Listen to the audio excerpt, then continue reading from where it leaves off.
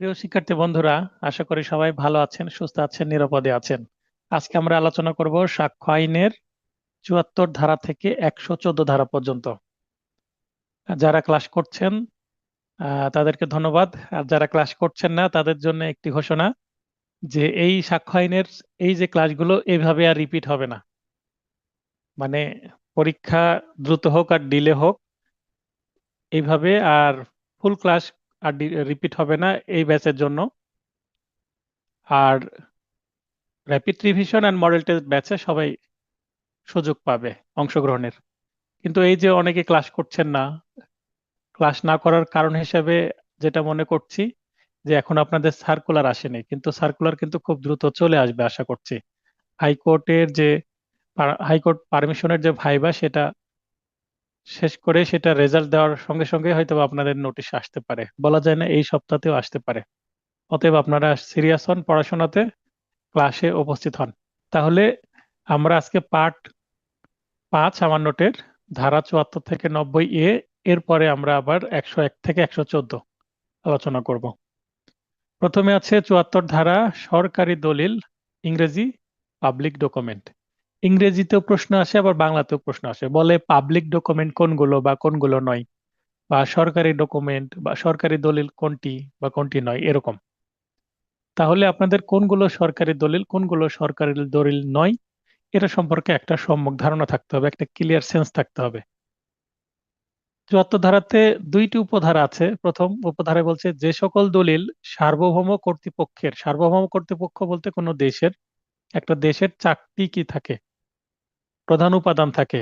একটা হচ্ছে ভূমি, নির্দিষ্ট ভূমি, তারপরে জনসংখ্যা, সরকার এবং সার্বভৌম কর্তৃপক্ষ। তার মধ্যে সার্বভৌম কর্তৃপক্ষ এটা চোখে দেখা যায় না, বাদ বাকিগুলো চোখে দেখা যায়। তো সার্বভৌম কর্তৃপক্ষ বলতে স্বীকৃতি, যেমন বাংলাদেশ যখন স্বাধীন হয় তখন বিভিন্ন দেশ এই বাংলাদেশকে স্বীকৃতি দিচ্ছে। বিদেশি অন্যান্য যে রাষ্ট্র আছে, স্বাধীন রাষ্ট্র, তাদের যে স্বীকৃতি, এটাই আসলে সার্বভৌম কর্তৃপক্ষের একটা নিদর্শন বা বৈশিষ্ট্য। সরকারি প্রতিষ্ঠানের বা ট্রাইব্যুনালের, মানে এখানে রাষ্ট্র এবং সরকার সম্পর্কিত বোঝা যাচ্ছে।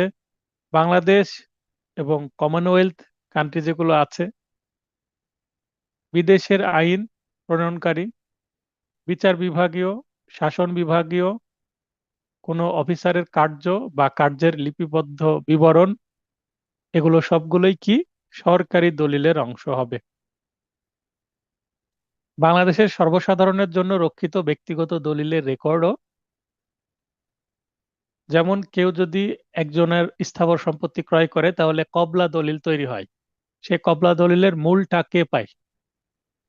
যিনি ক্রয় করলেন তার কাছে থাকে, ক্রেতা বা দলিল গ্রহীতা।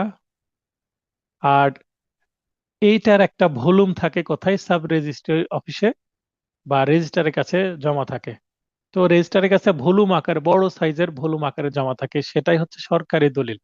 কিন্তু মূল যে বিক্রয় কবলা সেটা কিন্তু ব্যক্তিগত দলিল বা বেসরকারি দলিল বা প্রাইভেট ডকুমেন্ট।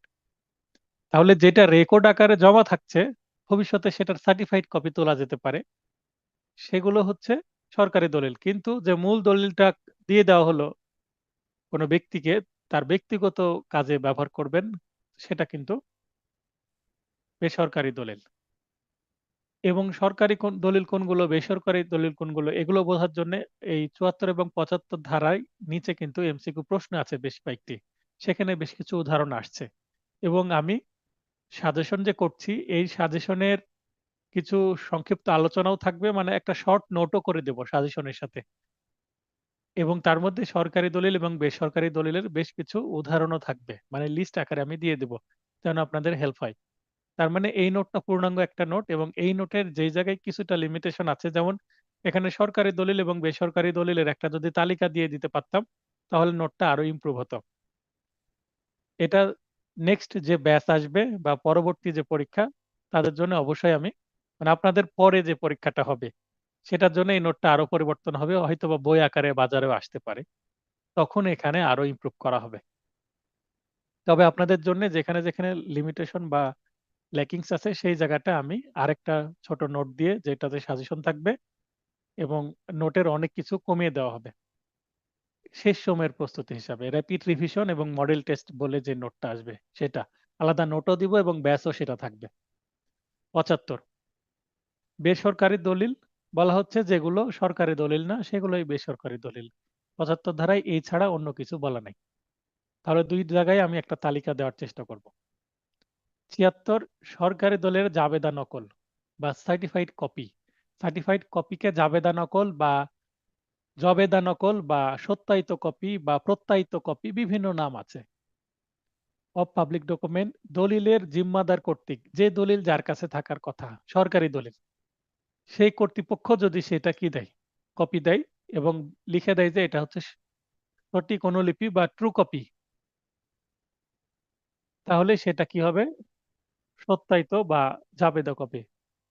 অফিসের তারিখ সহ ৫ টি স্বাক্ষর থাকে কিন্তু হ্যাঁ উপরে দেখবেন যে ৫ টি তারিখ থাকে।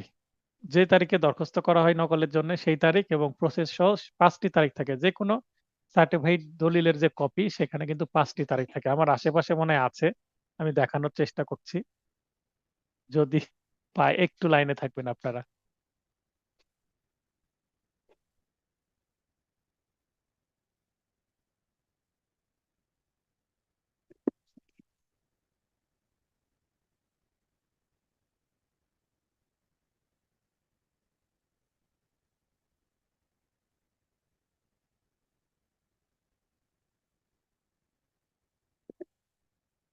তাহলে যারা কোর্টে যান তারা দেখবেন যে সার্টিফাইড কপিগুলো এই যে এই ধরনের সার্টিফাইড কপি হয়। এখানে কোর্ট ফি লাগানো থাকে পেছনের দিকে। হ্যাঁ? আর আমি যে তারিখের কথা বলছিলাম দেখেন উপরে ৫ টি তারিখ দেওয়া আছে। আশা করি দেখা যাচ্ছে যতটুকু। লাল কালি দিয়ে এখানে ৫ টি তারিখ দেওয়া থাকবে। ৫ টি তারিখ না থাকলে মনে করবেন যে এইটা আ সঠিক হয়নি। ৫ টি তারিখ দেওয়া থাকতেই হবে।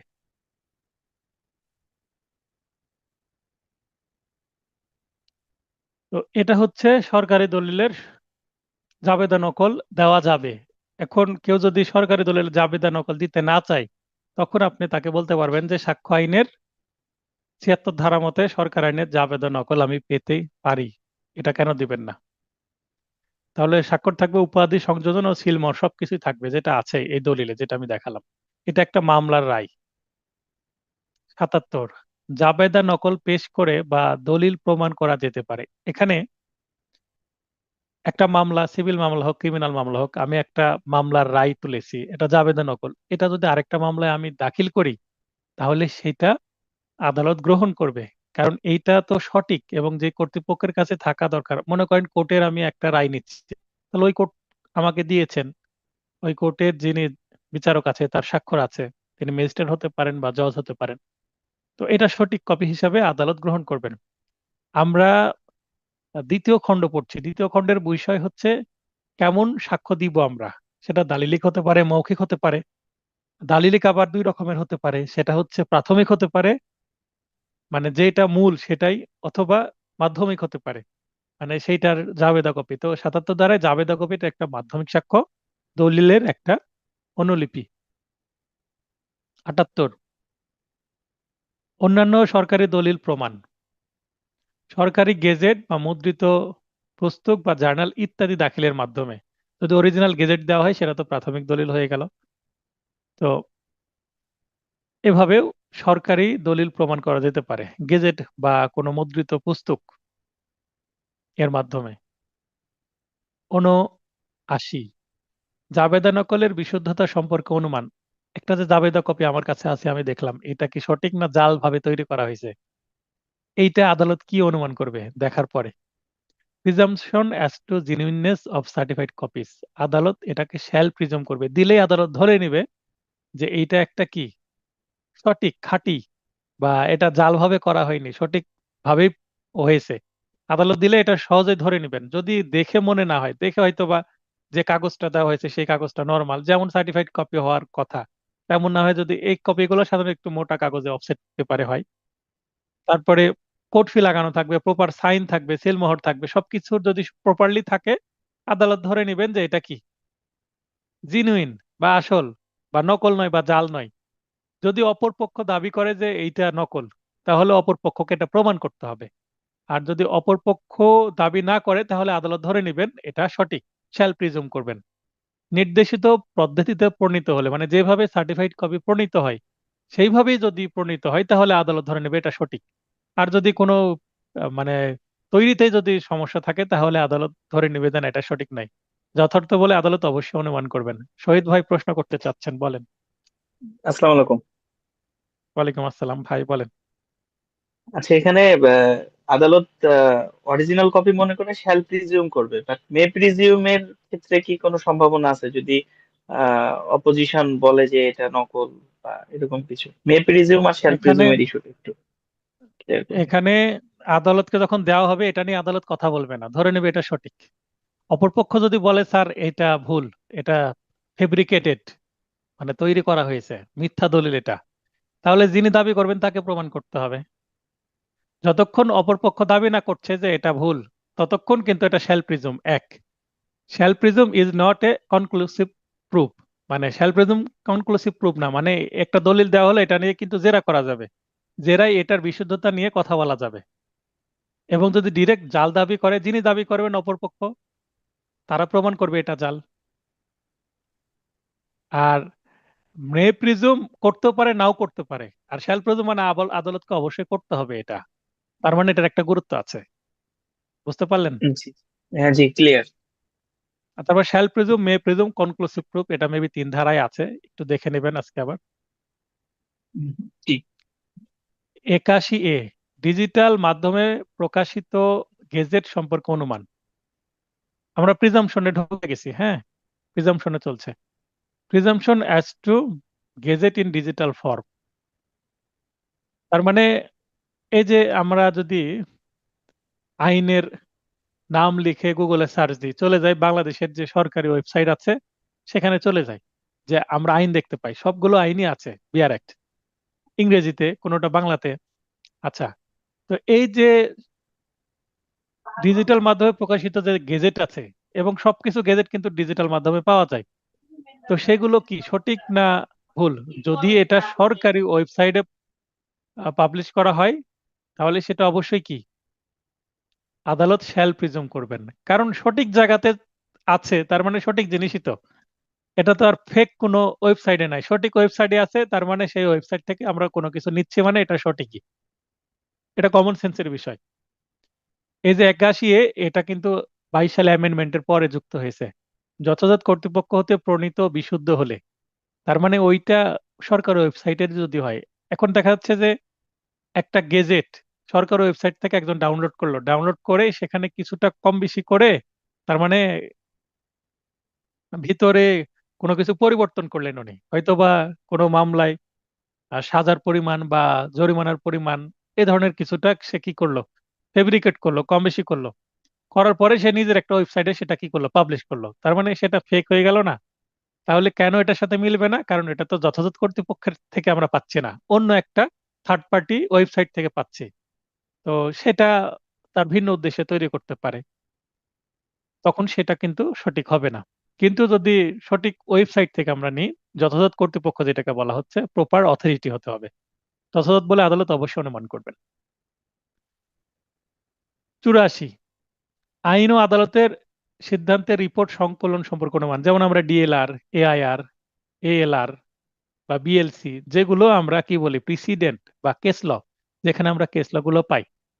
যেমন আমাদের, আমার কাছে কাছাকাছি যেটা আছে, এভিডেন্স একটা ডিএলআর আছে, মানে এভিডেন্স অ্যাক্ট সম্পর্কে যতগুলো কেস ল আছে রিলেটেড, বিভিন্ন সেকশন নিয়ে একাধিক কেস ল আছে। খুব এক, মানে ওবায়দুল হক চৌধুরী সাহেবের লেখা এটা, মানে খুবই এই বইটা সব প্রায় অ্যাডভোকেটের কাছে এটা আছে। এটা খুব প্রয়োজন একটা বই, এবং প্রতিটা বারের যে লাইব্রেরি থাকে সেখানে থাকবেই। তো এটা কিন্তু একটা কি সংকলন, ডিএলআর বলতে ঢাকা ল রিপোর্ট, তার মানে বিভিন্ন উচ্চ আদালতের রায়ের সংকলন আছে এখানে, রায় দিয়েছে, সেই রায়টাকে এখানে কি করেছে, সিরিয়ালে সাজানো হয়েছে সাল অনুসারে। তো এইটা যেহেতু যথাযথ কর্তৃপক্ষ থেকে পাবলিশ করা হচ্ছে, এটা পাবলিশ করছে যারা, এটা ঢাকা ল রিপোর্ট, তার মানে এখানে পাবলিশ করছে কিন্তু ঢাকা ল রিপোর্ট নামে পাবলিশ হচ্ছে। পাবলিশিং যে অথরিটি, তাদের কাছ থেকে পাবলিশ হচ্ছে, তার মানে সঠিক জায়গা থেকে পাবলিশ। তাই এটা থেকে যখন কোনো কিছু আদালতে সাবমিট করা হবে, এখান থেকে ফটোকপি হোক বা এটা আদালতকে দেখানোর পর আদালতকে বলা হলো স্যার এটারও হুবহু একটা ফটোকপি দাখিল করেছি, তখন আদালত এটাকে শ্যাল প্রিজুম করবেন। আর এটা লেখা আছে গেজেট হলে, হ্যাঁ এখানে যা কিছু আছে এটা কিন্তু গেজেটেরই একটা সংকলন, গেজেট থেকেই কিন্তু এখানে মুদ্রণ করা হয়েছে এবং এখানে বই আকারে দিয়ে দেওয়া হয়েছে। এটা একটা অরিজিনাল কপি গেজেটের। তো এটাও শ্যাল প্রিজুম করবেন। এখন যদি এইটা অন্য কোনো ডিএলআর কে কেউ যদি কপি করে, তাহলে এটা তো কপিরাইটের মধ্যে সে ফেসে যাবে। তারপরে কেউ যদি এইটা নিজস্বভাবে ফটোকপি করার সময় বা টাইপ করে যদি একটু পরিবর্তন করে নিজের স্বার্থে, তাহলে কিন্তু সেটা আর জিনুইন থাকলো না। সাধারণত ধরে নিবে অপরপক্ষ বা আদালতের কাছে যদি মনে না হয়, যদি দৃষ্টিগোচরে আসলো যে হ্যাঁ এটা দেখে মনে হচ্ছে না অরিজিনাল, সেটা ভিন্ন, ব্যতিক্রম সেটা। 85 পাওয়ার অফ অ্যাটর্নি বা আম মোক্তারনামা সম্পর্কে অনুমান। নোটারি পাবলিক, আদালত বা জজ বা ম্যাজিস্ট্রেট বা কনুল, ভাইস কনুল, সরকারের প্রতিনিধির সম্মুখে যদি কেউ হলফনামা করে হলফ পাঠ করার পরে যদি পাওয়ার অফ অ্যাটর্নি করে, সম্পাদিত অনুমোদিত হলে সেটা শ্যাল প্রিজম করবে। তার মানে পাওয়ার অফ অ্যাটর্নি বা আম মোক্তারনামা যথাযথ যাদের মানে করার ক্ষমতা আছে, যেমন আমরা সাধারণত নোটারি পাবলিকের মাধ্যমে করি বা ম্যাজিস্ট্রেটের মাধ্যমে করি, এটা বেশি করি। তো এগুলো আদালত দেখলে যে হ্যাঁ যেহেতু নোটারি পাবলিকের সিলমোহর আছে, তাহলে এটা আদালত সঠিক বলে ধরে নেবেন, অবশ্যই ধরে নেবেন, শ্যাল প্রিজুম। 85 ডিজিটাল মাধ্যমে সম্পাদিত চুক্তি সম্পর্কে অনুমান। মনে করেন একটা কন্ট্রাক্ট আছে যেটা ওয়েবসাইটে আছে, ডিজিটাল ফরম্যাটে আছে, পিডিএফ আকারে আছে বা ওয়েবসাইটে লিখা আকারে আছে, তো সেটাও কিন্তু শ্যাল প্রিজুম করবেন। কিন্তু শর্ত কি দেখেন, ডিজিটাল সিগনেচার থাকতে হবে। ডিজিটাল সিগনেচারটা কি দেখবেন যে এই যে বার কাউন্সিলের ওয়েবসাইটে কিন্তু নোটিশ পাবলিশ হয়, সেখানে কিন্তু নিচে সিগনেচার থাকে। তো এই সিগনেচারটা যেহেতু আমরা ডিজিটাল ফরম্যাটে পাচ্ছি ওয়েবসাইটে, আমরা তো আর কাগজের কপি পাচ্ছি না, প্রিন্ট না করা পর্যন্ত সেটা কি সফট কপি, পিডিএফ কপি বা ফটো আকারে ওয়েবসাইটে আসে। তো সেটা ডিজিটাল সিগনেচার যদি থাকে তাহলে সেটা শ্যাল প্রিজম করবেন, আর যদি না থাকে তাহলে করবেন না। 85 ডিজিটাল রেকর্ড ও ডিজিটাল সিগনেচার সম্পর্কে অনুমান। বিপরীত কিছু প্রমাণিত না হলে, বিপরীত কিছু মানে যে অপরপক্ষ যদি প্রমাণিত করে যে এটা সঠিক নয়, তাহলে তো শ্যাল প্রিজম কি এটা অ্যাডমিটই করবে না, আদালত গ্রহণই করবে না। আর বিপরীত কিছু প্রমাণ না হলে, অপরপক্ষ যদি প্রমাণ করতে ব্যর্থ হয় বা দাবি না করে অপরপক্ষ বিপরীত কোনো কিছু, তাহলে আদালত এটা অবশ্যই শ্যাল প্রিজম করবেন। 85 ডিজিটাল সিগনেচার সার্টিফিকেট সম্পর্কে অনুমান, এটাও শ্যাল প্রিজম। 88 তারবার্তা বা টেলিগ্রাফ সম্পর্কে অনুমান, আগে টেলিগ্রাফ চলতো এখন খুব কম চলে, এইটা মে প্রিজম করবেন। কিন্তু আদালতে প্রেরক সম্পর্কে কোনো অনুমান করবেন না, কে পাঠালো সেটা দেখবেন না, জাস্ট তার বার্তা, মানে মনে করেন কেউ আমাকে চিঠি পাঠালো, এটা একটা চিঠি, তার বার্তা, এই চিঠিটা সম্পর্কে অনুমান করবেন, কে পাঠিয়েছে এটা নিয়ে কোনো কথা হবে না বা অনুমান করবেন না। 88 ডিজিটাল যোগাযোগ সম্পর্কে অনুমান, এটা মে প্রিজম করবেন। 89 নোটিশ প্রদান সত্ত্বেও পেশ করা হয়নি এমন দলিলের যথাযথ সম্পাদন সম্পর্কে অনুমান, শ্যাল প্রিজম করবেন। মনে করেন একজনকে নোটিশ দিল যে আপনার কাছে এই দলিলটা আছে, এই দলিলটা আপনি কি করেন, পেশ করেন, কিন্তু তিনি সেটা পেশ করছেন না, তখন আদালত ধরে নিবে এরকম কোনো কিছু আছে। মনে করেন আমি বাদী পক্ষ, আমার কাছে দলিলটা নাই, এই দলিলটা বিবাদী জব্দ করে রাখছে, তার কাছে আছে, দলিলটা বিবাদী দিচ্ছে না, আদালতে আমি দরখাস্ত দিলাম যে এইটা বিবাদীর কাছে আছে, বিবাদীকে এই দলিলটা দাখিলের জন্য কি করা হোক, সমন দেওয়া হোক। আমরা 66 ধারায় যেটা দেখলাম, তো সমন দেওয়া হোক।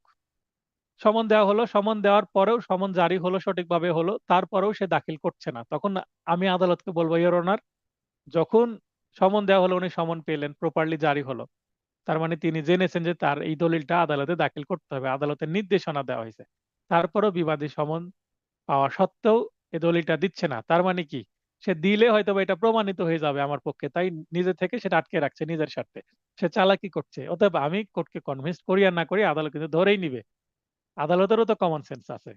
বা তিনি তো আদালত হিসাবে শুধু কমন সেন্স না, আইন জানেন উনি, এবং একটা মামলার মেরিট সম্পর্কে তার একটা ধারণা আছে। তিনি তো একজন বিশেষ ব্যক্তি, সাধারণ ব্যক্তি না। তো এই কারণে আদালত এটা ধরে নিবে যে না, এটা আছে, সঠিক আছে বলে বাদী পক্ষ দাবি করছে, আর বিবাদী পক্ষ এটা দিচ্ছে না, দিলেই তো তার কি বলে থলের বেড়াল বের হয়ে আসবে, মানে মামলাটা তার বিরুদ্ধে চলে যেতে পারবে। এই কারণে হয়তো বা দিচ্ছে না, নাহলে না দেওয়ার কারণ কি? 89 ফিজিক্যাল বা ফরেনসিক সাক্ষ্য সম্পর্ক অনুমান, বিপরীত কোনো কিছু প্রমাণ না করলে, মানে অপরপক্ষ যদি দাবি না করে, তাহলে এটা মে প্রিজম করবেন। ফিজিক্যাল বা ফরেনসিক, ফিজিক্যাল বলতে এই যে চুলের স্যাম্পল, যেটা চুল, তারপরে এই ফিঙ্গারপ্রিন্ট, থাম্ব ইমপ্রেশন, পায়ের ছাপ, এগুলো ফিজিক্যাল। আর ফরেনসিক কি? ব্লাড, তারপরে সিমেন, তারপরে ডিএনএ, আরএনএ, এই টেস্টের যেগুলো বায়োলজিক্যাল, যেগুলো প্যাথোলজিক্যাল, সেগুলো ফরেনসিক।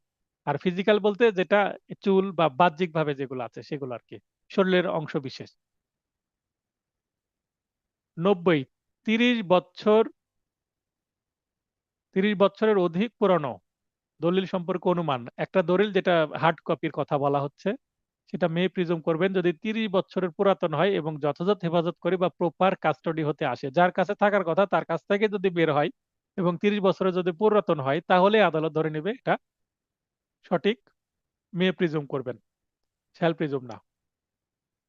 অ্যামেন্ডমেন্টের পরে 90 যুক্ত হয়ে বলছে 5 বছরের অধিক পুরনো ডিজিটাল রেকর্ডে অনুমান, মনে করেন কোনো ওয়েবসাইটে বা আমার ইউটিউব চ্যানেল আছে, আমার ইউটিউব চ্যানেলে বা ফেসবুক পেজে এমন কোনো কিছু পোস্ট করা হয়েছে যেটা 5 বছরের পুরাতন। ওয়েবসাইট হোক, তারপরে ফেসবুক হোক, ইউটিউব হোক, ইনস্টাগ্রাম হোক, বা টিকটক হোক, এগুলো সবই কি ডিজিটাল মাধ্যম। এই মাধ্যমে কেউ যদি 5 বছর আগে কোনো কিছু পোস্ট করে থাকে, তাহলে ধরে নিতে হবে সেটা কি, মে প্রিজম। কারণ 5 বছর আগে কেউ হয়তো বা 5 বছর পরে এটা ব্যবহার করবে বলে হয়তো বা প্ল্যান করে কোনো কিছু করেনি। এই কারণে 5 বছরের একটা সময় নেওয়া হয়েছে। তার মানে কেউ যদি রিসেন্টলি কোনো কিছু পোস্ট করে, করার পরে সেটা এখনই ব্যবহার করতে চায়, আদালত কিন্তু ধরে নিবে না।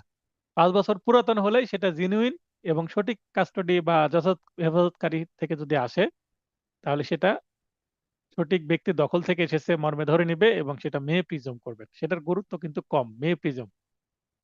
আচ্ছা, এই যে শ্যাল প্রিজম, মে প্রিজম, এগুলো মনে রাখার জন্য আমি ইংরেজিতেও সংক্ষিপ্তভাবে আর একটু বাড়তি একটা ছক দিয়ে দিয়েছি, দেখেন। এখানে সবগুলোই দিয়ে দেওয়া আছে কিছুক্ষণ আগে যেগুলো পড়লাম, এবং এই পাশে দেখেন খুব সুন্দরভাবে শ্যাল প্রিজম গুলো আমি মাঝখানে দিয়ে দিয়েছি। 81টা কিন্তু ওমিট করা হয়েছে, সেটাও আমি দিয়ে দিয়েছি। আর দেখেন মে প্রিজম গুলো বাম পাশে দিয়ে দিয়েছি, যেন আপনি এক পলকে সেগুলো দেখতে পান। মে প্রিজম বামে দিয়ে দিছি কলামে, শ্যাল প্রিজম আর মাঝখানে একটা ঢুকে গেছে, আবার মে প্রিজম।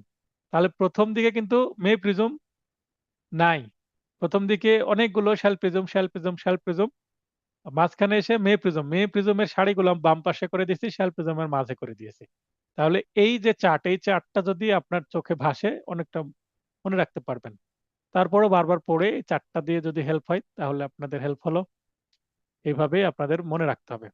আচ্ছা, এখানে এই যে 91 থেকে 100, যেটা দালিলিক সাক্ষ্য দ্বারা মৌখিক সাক্ষ্য বর্জন, কোনো কিছু যদি দালিলিক সাক্ষ্য দেওয়া হয়, একজন মৌখিক সাক্ষ্য দিলে সেটা কিন্তু অমিট হয়ে যাবে। কারণ দলিলের কথা বেশি গুরুত্ব, মানুষ মিথ্যা বলতে পারে, দলিল কিন্তু মিথ্যা বলবে না, যদি সঠিক দলিল হয়, জাল দলিল না হয়। এই কারণে এখান থেকে ইতিপূর্বে কোনো প্রশ্ন আসেনি বা সিলেবাসে সেইভাবে এটাকে ইমফাসাইজ করা হয়নি, এই কারণে এখান থেকে কোনো পড়ানো হয় না। আমি সাধারণত কোনো গাইডেও দেখিনি, তাই আমিও এখানে রাখিনি। হয়তোবা আপনাদের জন্য একটা দুইটা প্রশ্ন চলে আসতে পারে, যদি আসে তাহলে নেক্সট সবাই এখান থেকে পড়ানো শুরু করবে, তখন আমিও শুরু করব। তবে একটা সেকশন আমি অ্যাড করতে পারি, একটা সেকশন আমার কাছে মনে হয়েছে, ইন্ডিয়ান বার কাউন্সিলে এই জায়গা থেকে একটা প্রশ্ন এসেছে। আপনাদের মনে হয় ক্লাস টেস্টে আমি একটা প্রশ্ন দিয়েছিলাম সেখান থেকে, 92 কি 93 এরকম। তো আপনাদের সেটা আমি সাজেশনে দিয়ে দেব।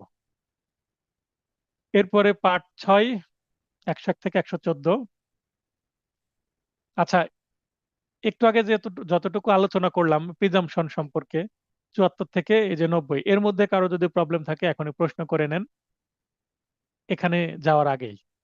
কারণ আমরা তৃতীয় খণ্ডে চলে যাব। দ্বিতীয় খণ্ডের বিষয় ছিল কি, কি দিয়ে প্রমাণ করব। মনে করেন খিচুড়ি রান্না করতে হবে, খিচুড়ি রান্না করার উপাদানগুলো কি কি?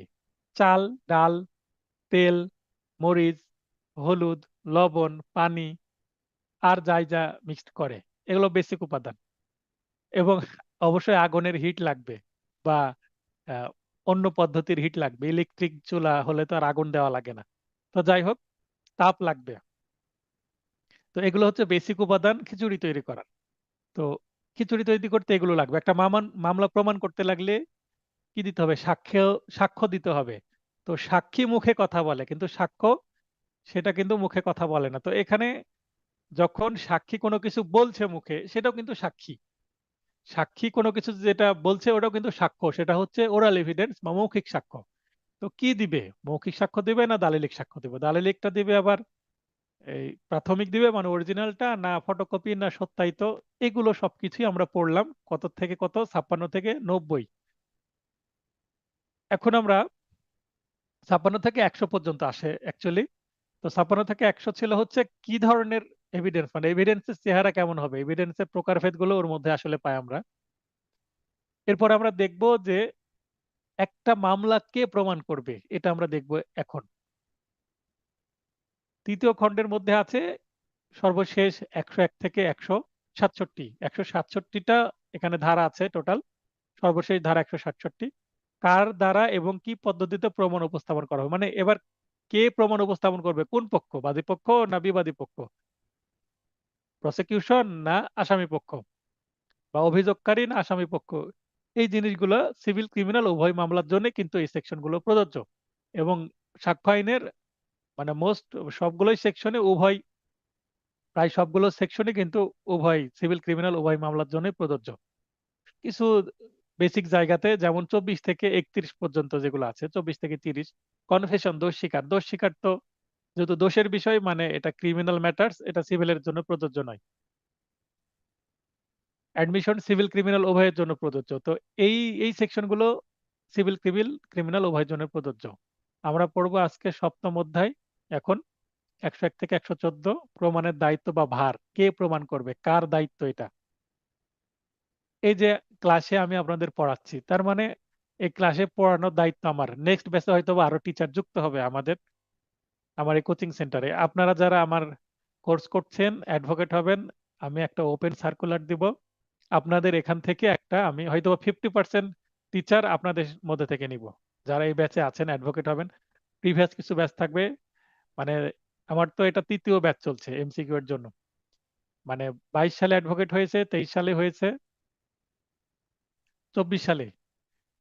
তারপরে 22 সালে যেহেতু আমি এমসিকিউ পড়াইনি, মানে মোট কথা যে আপনারা বের হলে এখানে 4টা অ্যাডভোকেট ব্যাচ বের হবে আমার কোচিং থেকে। তো তাদেরকেও আমি সেটা মেসেজ পাঠাবো। আমি টিচার প্যানেল তৈরি করব আমার স্টুডেন্টের মধ্যে থেকে। আরো যদি জুডিশিয়ারি শুরু করতে চাই, অবশ্যই জজ বা ম্যাজিস্ট্রেট নিয়ে শুরু করব। এটা আমার ভবিষ্যৎ পরিকল্পনা।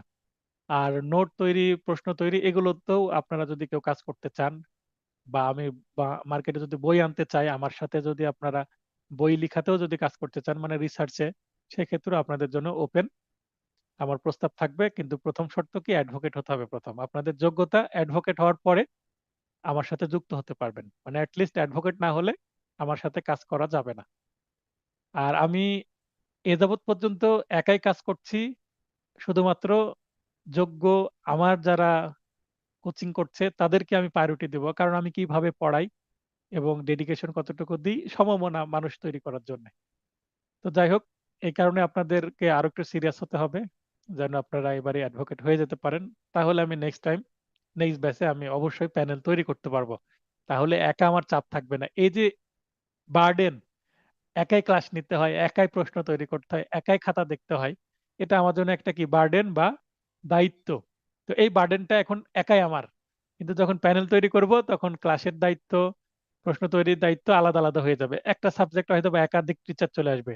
ছোট সাবজেক্টে একটা টিচার দিব, যেমন তামাদেন, তারপরে বার কাউন্সিলের অংশ একটা একটা করে টিচার দিলাম। কিন্তু সাক্ষ্য আইনে 2টা টিচার দিলাম, পেনাল কোডে হয়তো বা 3টা টিচার দিলাম বা 4টা, তারপরে সিপিসি তে 3টা বা 4টা টিচার দিলাম। এইভাবে আমি একাধিক টিচার রাখবো। তাহলে যিনি যে অংশটুকুর জন্য রেডি থাকলেন, তাহলে ওই অংশটুকু পড়তে পড়তে পড়তে ওনার এত ডিপ নলেজ হয়ে যাবে যে উনি কিন্তু খুব ভালোভাবে তখন পড়াতে পারবেন। আমিও হয়তো বা একটা সাবজেক্টে ফোকাস করব তখন। তো এই হচ্ছে দায়িত্ব, মানে কে কাজটি করবে এটাই দায়িত্ব। 101 প্রমাণের দায়িত্ব, বার্ডেন অফ প্রুফ। 101টা হচ্ছে এই 101 থেকে শুরু করে 114 পর্যন্ত সবগুলো ধারার, মানে সপ্তম অধ্যায়ের হচ্ছে প্রাণ হচ্ছে 101। 101-এ কিন্তু সবকিছু বলে দেওয়া আছে, এই এক লাইনে সবকিছু বলে দেওয়া আছে। কি বলা আছে? দাবিকারী, প্রমাণের দায়িত্ব কার? দাবিকারীর। এতটুকুই মনে রাখবেন আপনারা। প্রমাণের দায়িত্ব কার? দাবিকারীর। যে যা দাবি করবে তাকে তা প্রমাণ করতে হবে। এখানে আপনারা পাশে লিখে নিতে পারেন লাল কালি দিয়ে, যে যে যা দাবি করবে তাকেই তা প্রমাণ করতে হবে। তার মানে প্রমাণের দায়িত্ব কার? দাবিকারীর। বাদী বা বিবাদী যে বিষয় দাবি করে, তাহলে বাদী যদি দাবি করে এটা আমার, আপনি প্রমাণ করেন আপনার। বিবাদী যদি দাবি করে যে এটা আমার, তাহলে বিবাদীকে বলবে এটা আপনি প্রমাণ করেন। ক্রিমিনাল মামলায় যদি ফরিয়াদি বলে বা প্রসিকিউশন পক্ষ বলে যে এই ব্যক্তি চুরি করেছে, তাহলে তাকেই প্রমাণ করতে হবে যে হ্যাঁ উনি যে চুরি করেছেন আপনি প্রমাণ করেন। যে চোর সে কিছুই বলবে না, সে শুধু বলবে আমি নির্দোষ চার্জ গঠনের সময়। তাহলে পুরো বাদীকে বা প্রসিকিউশন পক্ষ বা পুলিশকে প্রমাণ করতে হবে অপরাধটা। আর অপরাধী যে সে কোনো কিছু বলবে না, মুখ বন্ধ করে থাকবে। এখন চুরির ঘটনা, এখন যদি আসামি এসে বলে যে চুরি যেখানে হয়েছে, যেই তারিখে হয়েছে, যেই সময় হয়েছে, ওই সময় আমি এই শহরেই ছিলাম না, এই অরণার, তার মানে সে প্লে অফ এলিবি দাবি করছে যে আমি অন্য জায়গায় ছিলাম। তাহলে এই যে অন্য জায়গায় ছিলাম এটা আসামি এতটুকু যে দাবি করলো, এটা আবার তাকে প্রমাণ করতে হবে। তাহলে এই যে আমি কথা বলছি প্রমাণের দায়িত্ব কার? দাবিকারীর। মানে যা যে দাবি করবে তাকেই তা প্রমাণ করতে হবে। যখন একটা মামলা সূচনা হয়, সিভিল মামলা যখন সূচনা হয় আরজি দিয়ে, আরজিতে বর্ণনা থাকে যে অমুক সম্পত্তি ইনার ছিল, ইনার থেকে ইনি ইনি সিএস খতিয়ান বা এস এ খতিয়ান বা আর এস খতিয়ানের মালিক ইনি, এইভাবে পৈতৃক সূত্রে বা ক্রয় সূত্রে এই সম্পত্তির মালিক এই বাদীরা হয়েছেন। এখন এই চাচ্ছি প্রার্থনা, এই মূল আমি আরজির ড্রাফটিংটা কয়েক সেকেন্ডে বলে দিলাম। তাহলে কি দাবি করছেন? যে এই সম্পত্তি আমাদের, এইভাবে আমরা পাচ্ছি। তাহলে তাকে প্রমাণ করতে হবে আরজির যতটুকু বর্ণনা ততটুকু সবকিছুই ডকুমেন্টারি এভিডেন্স। অবশ্যই সিভিল মামলায় সম্পত্তি দাবি করছেন, আপনার ডকুমেন্টারি এভিডেন্স থাকবে না, মামলায় চলবে না। মামলা ফাইলিং এর সময় ডকুমেন্ট দিতে হবে আপনাকে। কেউ যদি মোহরানার মামলা করতে চায় কাবিননামা দিতে হবে, যে স্বামী ছিল বা স্বামী আছে এটা প্রমাণের জন্য কাবিননামা দিতে হবে, তাহলে মোহরানার দাবি করতে পারবে। আচ্ছা, তাহলে ডকুমেন্টারি এভিডেন্স খুবই গুরুত্বপূর্ণ, ডকুমেন্ট দিয়ে প্রমাণ করতে হবে। এবং ডকুমেন্ট থাকার পরেও কিন্তু আবার সাক্ষী দিতে হবে, মৌখিকভাবে বাদীকে আবার প্রমাণ করতে হবে সেটা। এবং অপরপক্ষ জেরা করে যদি এলোমেলো করে দেয়, ডকুমেন্টারি এভিডেন্স থাকা সত্ত্বেও কিন্তু মামলা ফেল করতে পারে।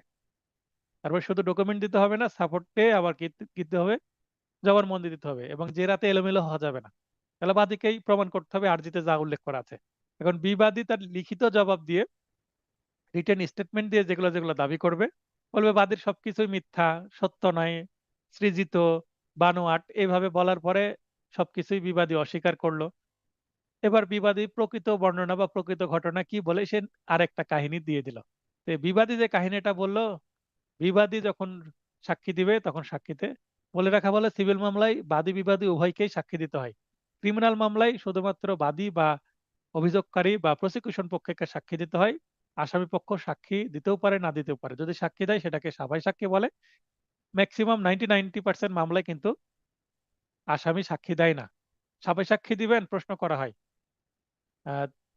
342, মানে সিআরপিসির 342 ধারায় তাকে প্রশ্ন করা হয় যখন, যে সাবাই সাক্ষী দিবেন কিনা, তখন বলে আমি সাফাই সাক্ষী দিব, তখন তিনি দিতে পারেন, ডকুমেন্ট দিতে পারেন বা তার পক্ষে সাক্ষী নিয়ে আসতে পারেন, তিনি নিজেও সাক্ষী দিতে পারেন মৌখিকভাবে।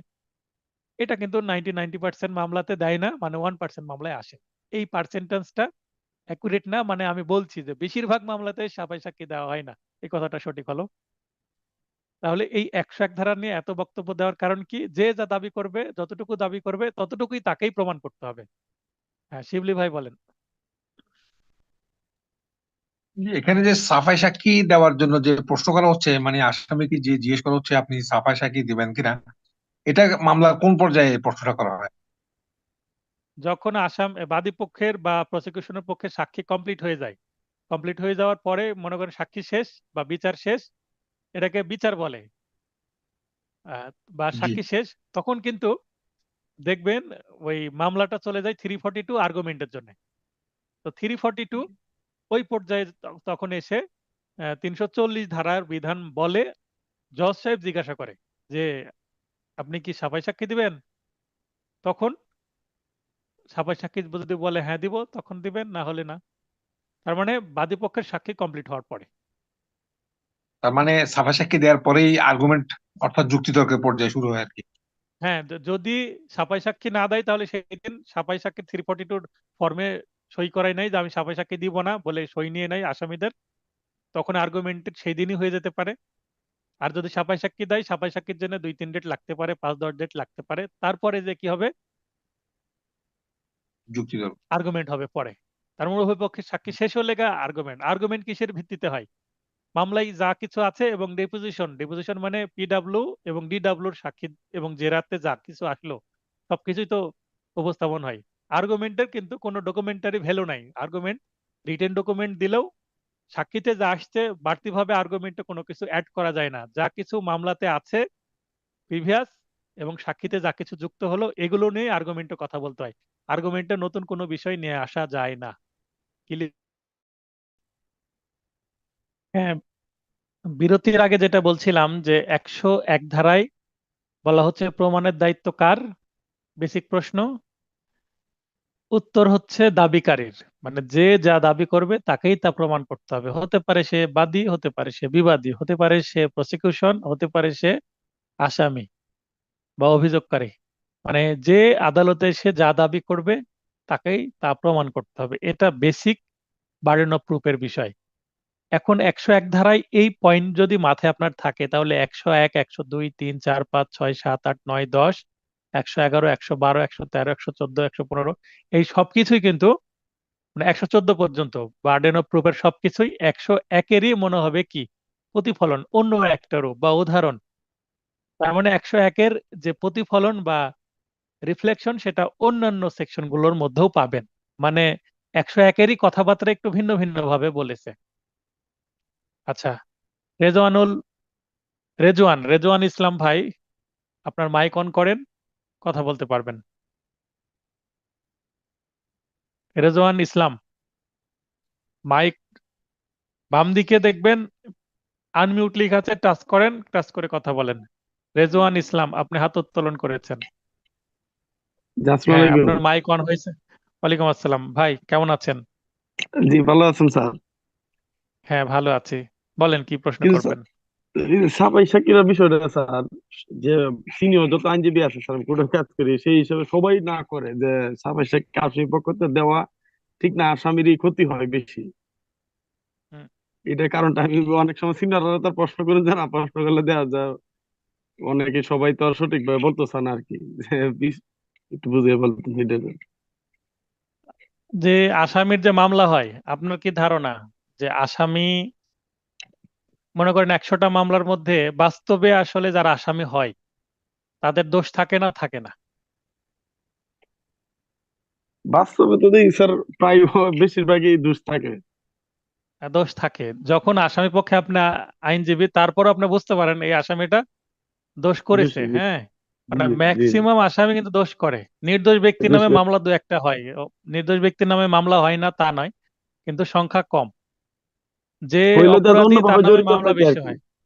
হ্যাঁ, অন্যভাবে জড়িত থাকতে পারে, বা আগে মামলা ছিল পরে এরকম একটা মামলা দিয়ে দিচ্ছে। একজন ব্যক্তি মনে করেন যে এর আগে সে তার কাছে গাঁজা পাওয়া গেছে, মাদকের মামলা তার নামে হয়েছে, পরে পাওয়া যায়নি, তাও ওকে ধরে মামলা দিয়ে দিল। এরকম হতে পারে, হয়।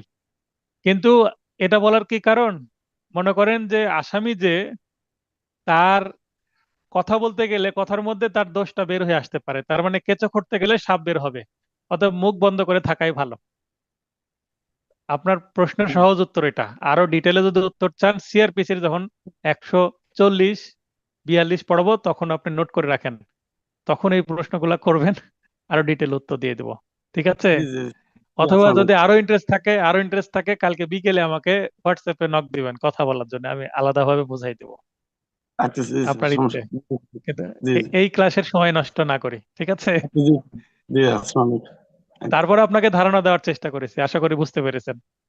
জি স্যার, ঠিক আছে স্যার। আচ্ছা, তো এরপরে আমরা চলে যাই। আপনারা যদি নয়েজ না হয় লাইনে থাকতে পারেন। শিবলি ভাই, যে আমি আরেকটা জানতে চাচ্ছিলাম যে সাফাই সাক্ষী দেওয়ার পরে তো নিশ্চয়ই আসামিকে জেরা করা যাবে। অবশ্যই সাবে সাক্ষী দিলে অবশ্যই জেরা হবে, যেটাই জবানবন্দি হলেই অপর পক্ষের জেরা করার অধিকার তৈরি হবে। জি, ঠিক আছে, ধন্যবাদ। বুঝতে পারেননি? মানে জি, জবানবন্দি থাকলেই সেখানে জেরা করার অধিকার তৈরি হবে, যে পক্ষই দিক না কেন। তাহলে সাবাই সাক্ষীকে জেরা করবে কি, প্রসিকিউশন পক্ষ বা বাদী পক্ষের আইনজীবী। ঠিক আছে। জি, ধন্যবাদ। জেরা না করলে তো সাক্ষ্যের যে গ্রহণযোগ্যতা, সেটা কিভাবে যাচাই করা হবে? আচ্ছা, 102 ধারা, আমি একটু আগে বলছিলাম যে 101 ধারায় যা বলা হচ্ছে, প্রমাণের দায়িত্বকার যে যা দাবি করবে তাকে ততটুকু প্রমাণ করতে হবে। এইটাই 101 থেকে শুরু, 2 থেকে শুরু করে অন্যান্য ধারাগুলোতেও প্রতিফলিত হবে। মানে ওই কথাটা একটু ঘুরে ফিরে বলা হয়েছে, সেটা প্রমাণ করে দিচ্ছি 102-এ। প্রমাণের দায়িত্ব কার উপর ন্যস্ত থাকে, এখানে বলা হচ্ছে যে উভয় পক্ষ থেকে সাক্ষ্যদান করা না হলে, মনে করেন একটা ক্রিমিনাল কেস, উভয় পক্ষ থেকে যদি সাক্ষ্য দেওয়া না হয়, তাহলে মামলা কি হবে? সাক্ষী না দিলে মামলা খারিজ হয়ে যাবে না? একটা সিভিল কেস, পিএসএ মামলা চলে আসছে, বাদী পক্ষকে বলছে আপনি সাক্ষী নিয়ে আসেন, টাইম পিটিশন দিল, সাক্ষী নিয়ে আসেন, আবার টাইম পিটিশন দিল, 2-3টা টাইম পিটিশন দেওয়ার পর অটোমেটিক মামলা খারিজ করে দেবে আদালত। মানে আপনার সাক্ষী দেওয়ার মতো কেউ নাই, অতএব মামলা খারিজ। সাক্ষী না দিলে যতই ডকুমেন্টারি এভিডেন্স থাক, সিভিল মামলা হোক, খারিজ হয়ে যাবে। ক্রিমিনাল মামলাও সাক্ষী না দিলে খারিজ হয়ে যাবে, মানে মামলা টিকবে না, বাতিল হয়ে যাবে। তো এখানে উভয় পক্ষ থেকে সাক্ষ্য দান করা না হলে, তার মানে বাদী পক্ষ দিল না, বিবাদী পক্ষ দিল না, তাহলে মামলার পরিণতি কি হবে? মামলা খারিজ হয়ে যাবে, মানে বাদী পক্ষ হেরে যাবে। এটা বাস্তব সেন্সটা না নিয়ে আসতে পারলে এই ধারা বুঝতে পারবেন না। আপাত অবস্থায় যে পক্ষ হারবে, কোন পক্ষ হারবে? বাদী হারবে। তার উপর মানে বাদীর উপরে, এখানে আপনারা ব্র্যাকেটে লিখে নেন, উভয় পক্ষ থেকে সাক্ষী দেওয়া না হলে, এখানে ব্র্যাকেটে আপনারা লিখে নেন লাল কালি দিয়ে, যে উভয় পক্ষ থেকে সাক্ষ্য দেওয়া না হলে, আবার এখানেও লিখতে পারেন, না হলে এর পাশেও জায়গা আছে, এখানেও লিখতে পারেন যে বাদী হারবে এবং তাই বাদীর উপর বর্তাবে। বাদী হারবে তাই প্রমাণের দায়িত্ব বাদীর উপরে ন্যস্ত থাকে। বুঝতে পেরেছেন? আচ্ছা, উদাহরণ, জমির দখল দাবি করছে, কে দাবি করছে? বাদী, আরজি দাখিলের মাধ্যমে। একটা উইল করা আছে সেই ভিত্তিতে। এর বিষয় প্রমাণের দায় দখল দাবিকারীর। যে দখল দাবি করছে যে হ্যাঁ আমি উইলের মাধ্যমে এই দখলে গেছি, আমি দখল দাবি করছি, তো যে দখল দাবি করছে তাকেই, তাহলে কার উপর ন্যস্ত থাকছে? দখলকারীর উপর, মানে বাদীর উপরে। বন্ডমূলে পাওনা টাকা দাবি করছে, কে দাবি করছে? বন্ড পেশ করছে, মানে যে বন্ড পেশ করছে আদালতে, তার মানে যে মামলা করেছে। ক্রিমিনাল মামলা হলে অভিযোগকারী, সিআর মামলা হলে, আর সিভিল মামলা হলে আরজি যে দাখিল করেছে, পেন্ড যে দাখিল করেছে। তাহলে এখানেও বাদী। বন্ডটি যে প্রতারণার মাধ্যমে সম্পাদিত তা প্রমাণের দায় প্রতারণার বিষয় দাবিকারীর। এখানে কিন্তু প্রথম দুইটা উদাহরণে কিন্তু ব্র্যাকেটে আপনারা লিখে নেন বাদী বাদী বাদী, এভাবে লিখে নেন প্রথম দুইটা, কিন্তু তৃতীয় লাইনে এখানে লিখে নেন বিবাদী বা আসামির। বন্ডটি যে প্রতারণার মাধ্যমে সম্পাদিত তা প্রমাণের দায়িত্ব। মনে করেন বাদী বলছে যে একটা বন্ড দিয়ে বলছে, মনে করেন এটা একটা বন্ড বা চেক, ধরে নেন বন্ড না, এটা চেক, এটা একটা চেক। এই চেকটা আদালতে দিয়ে চেকের মামলা করলো যে ইওর অনার, এই আসামি আমার থেকে 10 লাখ টাকা নিয়েছিল, এই যে আমাকে চেক দিয়েছে। তাহলে এই চেকটা আসামি দিয়েছে, এটা আমি দিলাম আদালতে, মানে আমি এখন মামলা করেছি, বাদী পক্ষ। তাহলে এই চেকটা সঠিক, এটা সাক্ষী দিয়ে প্রমাণের দায়িত্ব কার? বাদীর। তাহলে বন্ড মূলে পাওনা টাকা দাবি করছি কে? বাদী, তাই বাদীর। এখন আসামি পক্ষে এসে বলছে ইওর অনার, এই বন্ড বা চেকটি কি প্রতারণার মাধ্যমে সৃষ্টি করা হয়েছে, এটার মানে লেনদেনটা সঠিক নয়, আমি তার কাছ থেকে আমি কোনো টাকাই নিইনি, সে আমার কাছ থেকে কোনো দেনা পাওনা তার সাথে লেনদেনই নাই, সে আমার কাছ থেকে প্রতারণার মূলে এই চেকটি নিয়েছে। এই চেকটি হস্তান্তরের মানে চুরি করে নিয়েছে বা প্রতারণার মাধ্যমে, বা চেকটা আমার হারিয়ে গেছে, এরকম একটা দাবি করছে কি আসামি। তাহলে এই কথাটুকু প্রমাণের দায়িত্ব কার? আসামির। তাহলে আপনারা এই 3 নম্বর লাইনে প্রতারণার বিষয় দাবিকারীর ব্র্যাকেটে লিখে নেন বিবাদী বা আসামির। তাহলে প্রথম দুইটি উদাহরণে বাদীকে প্রমাণ করতে হবে, তৃতীয় যে উদাহরণ প্রতারণার বিষয়, এটা প্রমাণ করতে হবে কাকে? বিবাদী বা আসামির। এই 102 ধারা কে বুঝেননি? এখনই হাত তোলেন, খুবই গুরুত্বপূর্ণ জায়গা। এই 102 ধারা থেকে কিন্তু রিটেন প্রশ্ন হয়, এমসিকিউ প্রশ্ন তো হয়, রিটেন প্রশ্ন হয়। আচ্ছা, আরেকটা আমি আপনাদের প্রশ্ন করি যে 101 ধারায় বলছে দাবিকারের, 101 ধারার বিষয়টা 102 ধারার মধ্যে আছে কিনা লুকিয়ে। 101 ধারায় যা বললো সেটাই কিন্তু একটু ঘুরে ফিরে একটু ডিটেলে এসে 102 ধারায় বলছে, এটাকে বুঝতে পারেননি। 102 ধারার মধ্যে 101 ধারার বিষয় গোপনে মানে প্রতিফলিত হচ্ছে বা লুকিয়ে আছে, এটাকে ধরতে পারেননি। যে ধরতে পারেননি সে প্রশ্ন করেন। আচ্ছা, আশা করি ধরতে পেরেছেন, কারণ আমি যেভাবে উপস্থাপন করছি আশা করি ক্লিয়ার হওয়ার কথা। 103 আগে পড়বো, তারপর দেখবো 103-এর মধ্যে 101 আছে কিনা। কোন নির্দিষ্ট তথ্য প্রমাণের দায়িত্ব, নির্দিষ্ট তথ্য বলতে প্লি অব অ্যালিবাই বা অন্যত্র অবস্থানের বিষয়টা এখানে আসে। মানে এই 102 এর মধ্যে ওই যে প্রতারণার বিষয় যে দাবি করছে তাকে তাকে প্রমাণ করতে হবে, ওইটা আবার ঘুরিয়ে ফিরে 103-এ আরো স্পষ্ট হচ্ছে কি, এটাকে বলে প্লে অফ এলিবি, এটা একটা ল্যাটিন টার্ম, ল্যাটিন ম্যাক্সিম। এই যে একটু আগে বললাম যে চুরি হয়েছে, এখন আসামি বলছে যে চুরির সময় তারিখ এবং স্থানে আমি ছিলাম না, অন্য জেলায় ছিলাম, অন্য দেশে ছিলাম, ওখানে থাকার কোনো সম্ভাবনাই আমার নাই। কোনো জায়গায় থাকার সে কি দিচ্ছে, ডকুমেন্ট দিচ্ছে বা প্রমাণ দিচ্ছে বা কোনো সাক্ষীকে নিয়ে এসে দিচ্ছে। যে তথ্যটি বিষয়ে আদালতকে বিশ্বাস করাতে চাই তার উপর কি তথ্য, যে আমি রাজশাহীতে ছিলাম না, রাজশাহীতে চুরি হয়েছে, আমি ঢাকায় ছিলাম বা আমি ইন্ডিয়াতে ছিলাম বা আমি কানাডায় ছিলাম, এটা বলছে আসামি। তাহলে সে যে বাইরে ছিল এটা কার জানার কথা বেশি? আসামি মিস্টার এক্স। তো এই মিস্টার এক্সই তো ভালো জানে সে কোথায় ছিল, এবং সে যে ওখানে ছিল তার কি থাকতে পারে, টিকিট থাকতে পারে, যাতায়াতের প্লেনে গেলে প্লেন টিকিট থাকতে পারে, বা সেখানে কোনো কাজ থাকলে সেখানে আহ, সে তাকে যে দেখা গেছে সেখানকার সিসিটিভি ফুটেজ থাকতে পারে, বা সেখানে সে যে কর্মরত ছিল, সরকারি কোনো ট্যুরে গেছে, তাহলে সরকারি ডকুমেন্ট থাকবে তার। বিশেষ ক্যাডার হলেও বিভিন্ন জবে যারা আছে তাদেরকে সরকারি ট্যুর দেওয়া হয়, তো তার তো একটা কি থাকবে, ডকুমেন্ট থাকবে। বা সে পড়াশোনার জন্য বাইরে যেতে পারে, যে কাজে হোক না কেন ডকুমেন্ট তো থাকবেই। অ্যাটলিস্ট অ্যাটলিস্ট কি গাড়ি ভাড়ার যে টিকিট, সেটা বাসে গেলেও তো থাকবে, ট্রেনে গেলেও টিকিট থাকবে, তো সেটাও তো তাকে দিতে হবে। তো কাকে দিতে হবে? আসামিকে দিতে হবে। কারণ আসামি যে গেছে অন্যত্র, সেটা তো বাদী, টিকিটটা বাদীর কাছে থাকার কথা না বা পুলিশের কাছে থাকার কথা না, আসামির কাছে আছে, তাই সেটা তাকে দিতে হবে। তার মানে তাকে প্রমাণ করতে হবে।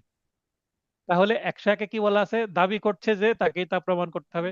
তাহলে 103-এ এসে প্লে অফ এলিবি কে দাবি করছে? আসামি, তাই আসামিকে এটা প্রমাণ করতে হবে।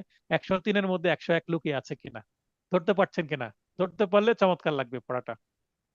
উদাহরণ কি? এই উদাহরণ কিন্তু এখানে সংক্ষিপ্তভাবে দেওয়া আছে, প্রয়োজনে ব্যারেক দেখে পুরো উদাহরণটা গল্পটা দেখে নেবেন, তাহলে আরো ক্লিয়ার হবেন। উদাহরণ কি সংক্ষিপ্তভাবে দিয়েছি, চুরি বা স্বীকৃতি এটা প্রমাণের দায় পুলিশের। মানে একজন যে চুরি করেছে বা কোনো কিছু স্বীকার করেছে, মানে দোষ স্বীকারোক্তি 164 ধারায় বা কনফেশন, এটা কিন্তু প্রমাণ করতে হবে কাকে? প্রসিকিউশনকে। যদিও দোষ স্বীকার করে আসামি, তারপরও দোষ স্বীকারের বিষয়টা আবার স্বাক্ষর প্রমাণ দিয়ে প্রসিকিউশন বা পুলিশকে কিন্তু প্রমাণ করতে হয়, যদি পুলিশবাদী মামলা হয়, মানে জিআর কেস হয়। আর সিআর কেস হলে বাদীকে বা কমপ্লেন যিনি করেন কমপ্লেনেন্টকে। চুরির সময় যেখানে সেখানে অনুপস্থিতি প্রমাণের দায়, মানে চুরির সময় সেখানে সে ছিল না। কে ছিল না? চুরি যে করেছে, যার উপরে অভিযোগ আসছে, মানে আসামি বা অভিযুক্ত ব্যক্তির, এটা যে আমি ওখানে ছিলাম না ইওর অনার, তাহলে আপনি সেখানে ছিলেন না, তার প্রমাণ আপনি দেন। আশা করি বুঝতে পেরেছেন। চুরি করেছে এই মামলায় মিস্টার রহিম, চুরি করেছে, তাহলে পুলিশকে প্রমাণ করতে হবে। পুলিশ যদি রহিমকে অ্যারেস্ট করে যে রহিমই চুরি করেছে, রহিম মুখ বন্ধ করে আছে। আর রহিম যদি মুখ খোলে যে হ্যাঁ, প্লে অফ এলিবি দাবি করে যে আমি স্যার এই চুরির ঘটনাস্থলে ছিলাম না, থাকার কোনো আমার প্রশ্নই আসে না, তাহলে রহিমকে প্রমাণ করতে হবে যে সে অন্যত্র ছিল। শিবলি ভাই লাইনে আছেন? কথা বলেন। এখানে যে চুরি বা স্বীকৃতি প্রমাণের বিষয়টা বলা হচ্ছে পুলিশের উপরে ন্যস্ত হচ্ছে, এটা যে প্রমাণ করবে এটা আদালত কি, এটা কি শেল প্রিজিউম হিসেবে তো নিশ্চয়ই আদালত গ্রহণ করবেন, নাকি এটা মে প্রিজিউম হবে? এটা একটা মাথায় এখানে প্রশ্ন আসলো তাই জিজ্ঞেস করলাম। আপনার যখন, না এটা কি আকারে আসছে, হ্যাঁ, শ্যাল প্রিজুম, মে প্রিজুম, এটা সবসময় ডকুমেন্টারি এভিডেন্সের জন্য আসে। হ্যাঁ, 164 ধারা যেটা, আমরা সাক্ষ্য আইনের মধ্যে কি 164 ধারার এটা শ্যাল প্রিজুম করবেন না মে প্রিজুম করবেন, এটা কি পেলাম? কোথাও আছে? প্রিজম্পশনের মধ্যে কি কনফেশনটা আছে? পাইনি অবশ্য। নাই। তাহলে কনফেশনের বিষয়টা কোথায় আছে? এই যে 24 ধারা, 24, 25, 26, 27, 28, 29 এগুলোতে আছে। তাহলে কনফেশন বিষয়ে কি আছে? এইটা প্রাসঙ্গিক কি প্রাসঙ্গিক না? তাহলে কনফেশনটা যদি সিআরপিসির 164 ধারায় সঠিকভাবে নেওয়া হয়, যদি জুডিশিয়াল ম্যাজিস্ট্রেট সেটা বা মেট্রোপলিটন ম্যাজিস্ট্রেট বা প্রথম শ্রেণীর ম্যাজিস্ট্রেট সেটা যদি লিপিবদ্ধ করেন, রেকর্ড করেন, তাহলে সেটা কি প্রাসঙ্গিক হবে, এটাই বলা আছে। সেটা শ্যাল প্রিজুম হবে না মে প্রিজুম হবে এটা বলা নাই। অতএব সেখানে শ্যাল প্রিজুম মে প্রিজুমের বিষয় না এটা। মানে সবকিছুই যে শ্যাল প্রিজুম বা মে প্রিজুম হবে তা নয়। কিছু বিশেষ বিষয়গুলোকে শ্যাল প্রিজুম মে প্রিজুমের ভিতরে নিয়ে আসছে আদালত। বুঝতে পারছেন? জি। আর তাহলে এটা প্রাসঙ্গিক কিনা? তাহলে শ্যাল প্রিজুম মে প্রিজুম এটা সাক্ষ্য হিসাবে, আর এখানে স্বীকৃতি দিয়েছে, স্বীকৃতির ইভিডেন্সিয়াল ভ্যালুটা কি? এটা শ্যাল প্রিজুম মে প্রিজুম বা কনক্লুসিভ প্রুফ হিসেবে ইভিডেন্সিয়াল কোনো ভ্যালু নাই। কেউ যদি কনফেশন করে সেটার সাক্ষ্যগত মূল্য জাস্ট প্রাসঙ্গিকতা আছে, এটা আদালতে থাকবে। এটা যদি পুলিশ প্রমাণ করতে পারে যে এটা সঠিক উপায়ে হয়েছে, আসামি পক্ষ যদি প্রমাণ করতে ব্যর্থ হয় সঠিক উপায়ে হয়নি, জেরার মাধ্যমে এলোমেলো করতে না পারে, তাহলে সেটা টিকবে। না হলে এই কনফেশন বা দোষ স্বীকারোক্তি টিকবে না বা কোনো স্বীকৃতি টিকবে না। 164 ধারায় আসামি দোষ স্বীকার করে নিয়েছে যে হ্যাঁ আমি মার্ডার করেছি, তারপরেও আসামির কি হতে পারে? খালাস হতে পারে, যদি প্রসিকিউশন, পুলিশ বা পিপি এনারা যদি মামলা প্রমাণ করতে ব্যর্থ হন। বোঝাতে পারলাম? জি, বুঝতে পেরেছি। আচ্ছা, তার মানে সবকিছু শ্যাল প্রিজম মে প্রিজম বা কনক্লুসিভ প্রুফের মধ্যে আসবে না। যেগুলো উল্লেখ করা আছে শুধু সেগুলোই আসবে। 104, সাক্ষ্য গ্রহণীয় হওয়ার জন্য যে তথ্য প্রমাণ করতে হবে তা প্রমাণের দায়িত্ব।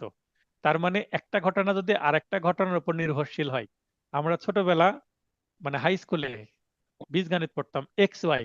এক্স হচ্ছে, আমরা আবার গ্রাফ আঁকাতাম, এক্স ধরে নিতাম, মানে এক্স হচ্ছে স্বাধীন চলক আর ওয়াই হচ্ছে পরাধীন চলক। 104 ধারায় এক্স ওয়াই এরকম একটা স্বাধীন একটা পরাধীন, মানে একটা ঘটলে আরেকটা ঘটবে, আর একটা না ঘটলে আরেকটা ঘটবে না। কেমন? উদাহরণটা আগে পড়ি, তারপর সেকশনের বিষয় পড়াই। মৃত্যুকালীন ঘোষণা, কেউ যদি কারো মৃত্যুকালীন ঘোষণা প্রমাণ করতে চায় তাহলে তার আগে প্রমাণ করতে হবে ব্যক্তিটির মৃত্যু হয়েছে কিনা। তাহলে মৃত্যু প্রমাণ করতে হবে, আর মৃত্যু প্রমাণ করার সবচেয়ে বড় এভিডেন্স কি? Dead body.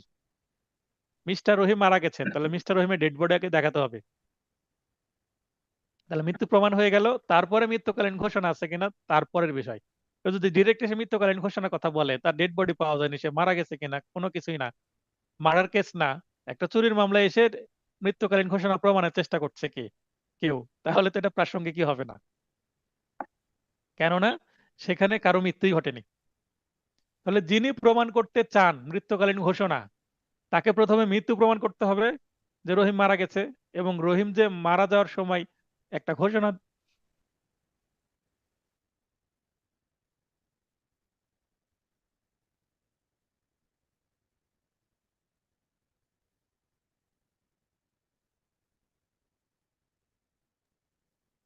তো যেটা বলছিলাম যে রহিম যে মারা গেছে তার ডেড বডি নিয়ে এসে আগে মৃত্যু প্রমাণ করতে হবে, বা ডেড বডির কোনো অংশ নিয়ে এসে, তারপরে সে যে মৃত্যুকালে কোনো কিছু বলে গেছে সেটা প্রমাণের চেষ্টা করতে হবে। তার মানে মৃত্যুটা হচ্ছে স্বাধীন ঘটনা, আর মৃত্যুকালীন ঘোষণা হচ্ছে পরাধীন ঘটনা। মৃত্যু প্রমাণ না হলে মৃত্যুকালীন ঘোষণার সামান্য মূল্য নাই। ক্লিয়ার হলো কিনা? পরের উদাহরণ, দলিল হারানো, মানে দলিল হারিয়ে গেছে। এই উদাহরণগুলো কিন্তু বিয়ার একটা পূর্ণ আছে, এখানে সংক্ষিপ্তভাবে তুলে ধরেছি। যিনি প্রমাণ করতে চান, দলিল হারানো যিনি প্রমাণ করতে চান, তা দলিল যে হারিয়ে গেছে এটা প্রমাণ করতে হলে দলিল যে ছিল সেটা আগে প্রমাণ করতে হবে। দলিলের, দলিল থাকার সম্ভাবনা, মানে সম্ভাবনা কতটুকু, এই দলিল আদৌ ছিল কিনা। যদি যদি দলিল থেকে থাকে বা আগে ছিল, হারিয়ে যাওয়ার আগে তো তার অস্তিত্ব ছিল, তাহলে দলিলের অস্তিত্ব আগে প্রমাণ করতে হবে, তারপরে দলিল যে হারিয়ে গেছে সেটা পরের বিষয়। তাহলে 104 কি বলছে? যিনি যা প্রমাণ করতে চান তা অন্য ঘটনার উপর যদি নির্ভরশীল হয়, যেমন একজন মৃত্যুকালীন ঘোষণা প্রমাণ করতে চান, তাহলে কার উপর নির্ভরশীল? ব্যক্তির মৃত্যুর উপর নির্ভরশীল। ওই নির্ভরশীল ঘটনা, তথ্য বা বিষয়ের দায়, প্রমাণের দায়, তা প্রমাণের ইচ্ছা পোষণকারী। যে মৃত্যুকালীন ঘোষণা প্রমাণ করতে চান তাকে আগে প্রমাণ করতে হবে যে উনি মারা গেছেন, সেটা আগে প্রমাণ করেন, তার ডেড বডি হাজির করেন। আশা করি 104 ধারা বুঝতে পারছেন। 104 ধারার মধ্যে 101 ধারা আছে কিনা, যিনি যার দাবি করছে তাকে তো প্রমাণ করতে হচ্ছে। 101 ধারা এর মধ্যেও লুকিয়ে আছে, দেখেন। মানে মনে হচ্ছে 104 এক ধারারই একটু কি এক্সটেনশন বা ব্যাখ্যা বা উদাহরণস্বরূপ এগুলো আসছে অন্যান্য ধারাগুলো। তাহলে 104 ধারার যদি মর্মার্থ বুঝতে পারে কেউ, এগুলো কোনো ব্যাপারই না। 105, আসামির মামলাটি যে ব্যতিক্রমের মধ্যে পড়ে তা প্রমাণের দায়িত্ব। ব্যতিক্রম বলতে আমরা পেনাল কোডের 76 থেকে 106, 76 থেকে 106 কি আছে, জেনারেল এক্সেপশনস। মানে এর মধ্যে যদি পড়ে যায় কারো ঘটনা, তাহলে তার কি হবে না, অপরাধ হবে না। কোনো শিশুর বয়স 5 বছর, সে একটা মার্ডার করে ফেলছে, তাহলে ওই শিশুর অপরাধ অপরাধ নয়। কত ধারায় আছে? 83 ধারায় আছে, 82 ধারায় আছে যে 9 বছরের কম বয়স্ক শিশুর অপরাধ অপরাধ নয়, কোনো কার্যই অপরাধ নাই। তো এরকম 76 থেকে শুরু করে 106 পর্যন্ত জেনারেল এক্সেপশনস, প্রাইভেট ডিফেন্স সবকিছুই আছে, রাইট অফ প্রাইভেট ডিফেন্স। তো কেউ যদি আসামি দাবি করে যে মার্ডার কেসের আসামি, সে বলছে এটা আমার সেলফ ডিফেন্সের জন্য আমি এটা করে ফেলেছি, বা ওই সময় আমি আমি মাতাল ছিলাম, আমাকে কেউ একজন মাতাল করেছে, আমি নিজ ইচ্ছায় মাতাল হয়নি, আমি মাতাল অবস্থায় আমি মেরে ফেলছি, বা ওই সময় আমি আমার মানসিক অবস্থা ঠিক ছিল না। আসামির আইনজীবী দাবি করছে যে আমার আসামি পাগল, বদ্ধ উন্মাদ, মানে মেন্টালি আনস্টেবল বা আনসাউন্ড মাইন্ড বা ইনস্যান, যেটাই বলে, ডাক্তারি সার্টিফিকেট দিয়ে দিচ্ছে, দেখেন যে আমার আসামি পাগল। পাগলের কাজ অপরাধ নয়। 76 থেকে 106, তো এটা যদি আসামি পক্ষ দাবি করে, তাহলে কি হবে? কে দাবি করছে? আসামি পক্ষ। তাহলে তাকে প্রমাণ করতে হবে যে এটা 76 থেকে 106 এর মধ্যে এই ঘটনাটা যে পড়ে, মানে আসামি অপরাধ ব্যতিক্রমের মধ্যে পড়ছে পেনাল কোডের, তাহলে এটা আসামিকে প্রমাণ করতে হবে, এটা বাদীর দায় না। বাদী বলবে যে না, এটা ব্যতিক্রমের মধ্যে পড়ে না, এটা অপরাধ, কিন্তু আসামিকে প্রমাণ করতে হবে এটা ব্যতিক্রমের মধ্যে কিভাবে পড়ে সেইটা। আদালত এমন পরিস্থিতি অর্থাৎ ব্যতিক্রমের মধ্যে পড়ছে এই বিষয়টি যদি কেউ দাবি করে, অবশ্যই আসামিকে দাবি করতে হবে। অনুপস্থিত অনুপস্থিতি সম্পর্কে, মানে আদালত এমন পরিস্থিতির মানে অনুপস্থিতি সম্পর্কে শ্যাল প্রিজুম করবেন। আচ্ছা, এই লাইনের অর্থ কি? মানে যখন কোনো মামলা করা হলো, মনে করেন মার্ডার কেস বা রেপ কেস বা চুরির মামলা বা যেই মামলা হোক না কেন, আদালত প্রথমে ধরে নেবে এটা ব্যতিক্রমের মধ্যে পড়েনি, এটা প্রপার অপরাধ হয়েছে, এটা প্রথমে ধরে নিবে, এটা ব্যতিক্রমের মধ্যে পড়েনি কো। এখন এটা প্রথম ধরে নিবে আদালত, এটা শ্যাল প্রিজুম করবেন। আর যদি প্রথমে আদালত ধরে নিত এটা ব্যতিক্রমের মধ্যে পড়বে, তাহলে তো মামলার প্রসেসই নষ্ট হয়ে যেত। মানে এটা হাইপোথেসিস বা ধারণাগত ভাবে এটা ভুল একটা পদ্ধতি হয়ে যেত। কি কারণে? যদি ধরে নেয় এটা ব্যতিক্রমের মধ্যে পড়ে, তার মানে প্রমাণের দায়িত্ব প্রথমেই চলে যাবে আসামের উপরে, যে আপনি প্রমাণ করেন এটা ব্যতিক্রমের মধ্যে পড়ছে। তাহলে এটা মামলা প্রমাণের বিষয় না, নির্দোষ প্রমাণ মানে আসামের উপরে চলে যাবে, যে আপনি নির্দোষ এটা প্রমাণ করেন। কিন্তু সিআরপিসি সেটা বলে না। সিআরপিসি এবং সাক্ষ্য আইন বলে যে যে মামলা করেছে তাকে প্রমাণ করতে হবে। তা আসামি তো নিজের মামলা নিজে করে না, তাই এখানে আদালত ধরে নেয় যে এটা ব্যতিক্রমের মধ্যে পড়ে না, এটা প্রপার একটা অপরাধ হয়েছে, এটা ধরে নেয়। আবার অপরপক্ষে এটাও ধরে যে হ্যাঁ আসামি নির্দোষ, যতক্ষণ না দোষী প্রমাণিত হচ্ছে। সুতরাং এমন পরিস্থিতি বা ব্যতিক্রম প্রমাণের দায় আসামি পক্ষের, আসামির নিজের অথবা তার আইনজীবীর বা তার পক্ষের সাক্ষীদের। ব্যতিক্রম দাবি করছে যেহেতু, আচ্ছা ব্যতিক্রম কখন দাবি করতে হয়? যখন চার্জ গঠন হয়, চার্জ গঠনের সময় ব্যতিক্রম দাবি করতে হয়। জিজ্ঞাসা করে দোষী না নির্দোষ, তখন বলতে হয় ইওর অনার, এই মার্ডারটা আমার হাতেই হয়েছে, কিন্তু ওই সময় আমি পাগল ছিলাম, ওই সময় আমার আসামি পাগল ছিল, বা ওই সময় আমি মাতাল ছিলাম, বা ওই সময় আমি সেলফ ডিফেন্সে কাজটি করে ফেলেছি। এটা ওই চার্জ গঠনের সময় করতে হবে। চার্জ গঠনের সময় কিছু স্বীকার করলাম না, এটা ব্যতিক্রমের মধ্যে পড়ে বললাম না, বললাম প্লেন নির্দোষ, মামলার তখন সাক্ষী পর্যায়ে চলে গেল, পরে যায় আর কিন্তু এইটা বলার সুযোগ নাই। ব্যতিক্রম দাবিকারীকে বিচার বিচার কার্যে প্রথমে দাবি উপস্থাপন করতে হবে, উত্থাপন করতে হবে। একটু আগে যেটা আমি বললাম যে চার্জের সময় বলতে হবে। চার্জ মানে কি? ওই যে গায়ে হলুদ, এর আগে আমি উদাহরণ দিতাম যে বিচার শুরু মানে সাক্ষী শুরু, মানে শুরু হয়ে গেল, বিয়ের অনুষ্ঠান। আর চার্জ মানে হচ্ছে গায়ে হলুদ, বিয়ের আগের অনুষ্ঠান। চার্জ গঠনের পরে কি হয়? সাক্ষী শুরু হয়, তার মানে বিয়ের আগে গায়ে হলুদ হয় চার্জ। তাহলে আমি বিয়ের গায়ে হলুদের সাথে চার্জের তুলনা করি, আর বিয়ের সাথে তুলনা করি সাক্ষী বা বিচারের। যেটা সাক্ষ্য গ্রহণ সেটাকে বিচার বলে, আর সিভিল মামলা সেটাকে পিএইচ বলে। উদাহরণ, দণ্ডবিধির 325 ধারায় অভিযুক্ত কোনো ব্যক্তি 335 ধারায় ব্যতিক্রম মাধ্যমে আত্মরক্ষার যদি চেষ্টা করে, 325 গুরুতর আঘাত এন্ড 335 আত্মরক্ষার্থে গুরুতর আঘাতের যে বিষয়গুলো আছে, এই ধারা দুইটা পেনাল কোডের একটু দেখে নেবেন, আরো ক্লিয়ার হবেন। তো যেটাই দাবি করবে যে ব্যতিক্রমের মধ্যে পড়ে, চার্জের সময় করতে হবে, এবং যে দাবি করবে ব্যতিক্রমের মধ্যে কিভাবে পড়ছে সেটা তাকেই প্রমাণ করতে হবে, ডকুমেন্টারি এভিডেন্স দিয়ে বা নিজে সাক্ষী দিয়ে বা নিজের পক্ষে অন্য কাউকে সাক্ষী দিয়ে। আশা করি 105ও বুঝেছেন। এখানেও যে দাবি করছে তাকেই তা প্রমাণ করতে হচ্ছে, ওই 101 এক ধারারই গল্প।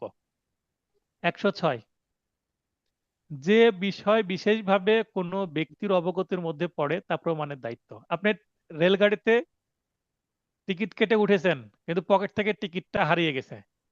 এখন আপনি টিকিট কেটেছেন কি কাটেননি এটা আপনি ভালো জানেন। তাহলে টিকিট না কাটার জন্য আপনাকে যদি রে- রেল কর্তৃপক্ষ মামলা দিয়ে দেয়, রেলওয়ে থানায় মামলা হলো, টিকিট না কেটে আপনি রেল ভ্রমণ করছেন, আদালতে মামলা চলে গেল বা মোবাইল কোর্টে মামলা, সেখানে আপনাকে প্রমাণ করতে হবে আপনি টিকিট কেটেছিলেন কিভাবে। তাহলে কিভাবে প্রমাণ করা যেতে পারে? টিকিট হারিয়ে গেছে, এখন আপনার সাথে যারা ছিল তাদের দেখেছে, বা কাউন্টারে যার থেকে টিকিট কেটেছেন তার কাছে যাওয়া হলো, সে তাকে জিজ্ঞাসা করলো এই ব্যক্তিকে দেখছেন টিকিট কাটতে, এরকম প্রশ্ন হতে পারে। বা আপনার যদি টিকিটের ছবি তোলা থাকে এবং সেই টিকিটটা যদি অরিজিনাল হয়, ফেব্রিকেট না হয়, বা ওই তারিখের হয়, পদ্ধতি কি সেটা পরের বিষয়। টিকিট আপনি কেটেছেন, আপনি ভালো জানেন সেটা কোথায়। তাই এখানে বলছে উক্ত ব্যক্তির উপর, অর্থাৎ বিশেষ কোনো কিছু কেউ যদি জেনে থাকে তাহলে তাকেই তা প্রমাণ করতে হবে। এখানে টিকিট না কাটার কারণে সে ভ্রমণ করছে, তার নামে মামলা হলো, মামলা কে করলো? রেল কর্তৃপক্ষ। কিন্তু রেল কর্তৃপক্ষকে প্রমাণ করতে হচ্ছে না, প্রমাণ করতে হচ্ছে কাকে? আসামিকে, সে টিকিট কেটেছিল এই বিষয়টি। এটা একটা কিন্তু ব্যতিক্রম, 101-এর ব্যতিক্রম। 106 কিন্তু 101-এর উল্টো হচ্ছে। কেন? মামলা করছে কে? টিকিট, ওই রেল কর্তৃপক্ষ। টিকিট কেটে সে ভ্রমণ করেনি, এই অভিযোগে মামলা করছে আসামির বিরুদ্ধে। মনে করেন রহিম টিকিট না কেটে ট্রেনে উঠছে, তাকে ধরে মামলা দিয়ে দিয়েছে, কারণ সে জরিমানা দিচ্ছে না। তাই জরিমানা না দিলে তো পুলিশে দিবেই, মামলা দিবে। তো মামলা দেওয়া হলো, এখন আদালতে ওই ব্যক্তিকে, আসামিকে প্রমাণ করতে হবে সে টিকিট কেটেছিল। এখানে এই রেল কর্তৃপক্ষ বা বাদীকে প্রমাণ করার দরকার নাই। তাহলে 101-এর এটা উল্টো হয়ে গেল, ব্যতিক্রম। রেলগাড়িতে টিকিট ছাড়া ভ্রমণের দায়ে অভিযুক্ত ব্যক্তিকেই প্রমাণ করতে হবে যে সে টিকিট সংগ্রহ করেছিল, মানে টিকিট কেটেছিল বা ক্রয় করেছিল, কারণ বিষয়টি তারই ভালোভাবে অবগতির মধ্যে থাকা উচিত। এখন মনে করেন একটা ট্রেনে কত যাত্রী টিকিট কাটে, যে টিকিট চেকার তিনি কি জানেন এই ব্যক্তি টিকিট কেটেছেন কি কেটেননি? তাই টিকিট দেখাতে হয়। মুখ দেখে তো আর বোঝা যায় না যে কে টিকিট কেটে ভ্রমণ করছে, কে টিকিট না কেটে। তাহলে 106 হচ্ছে 101-এর ঠিক বিপরীত।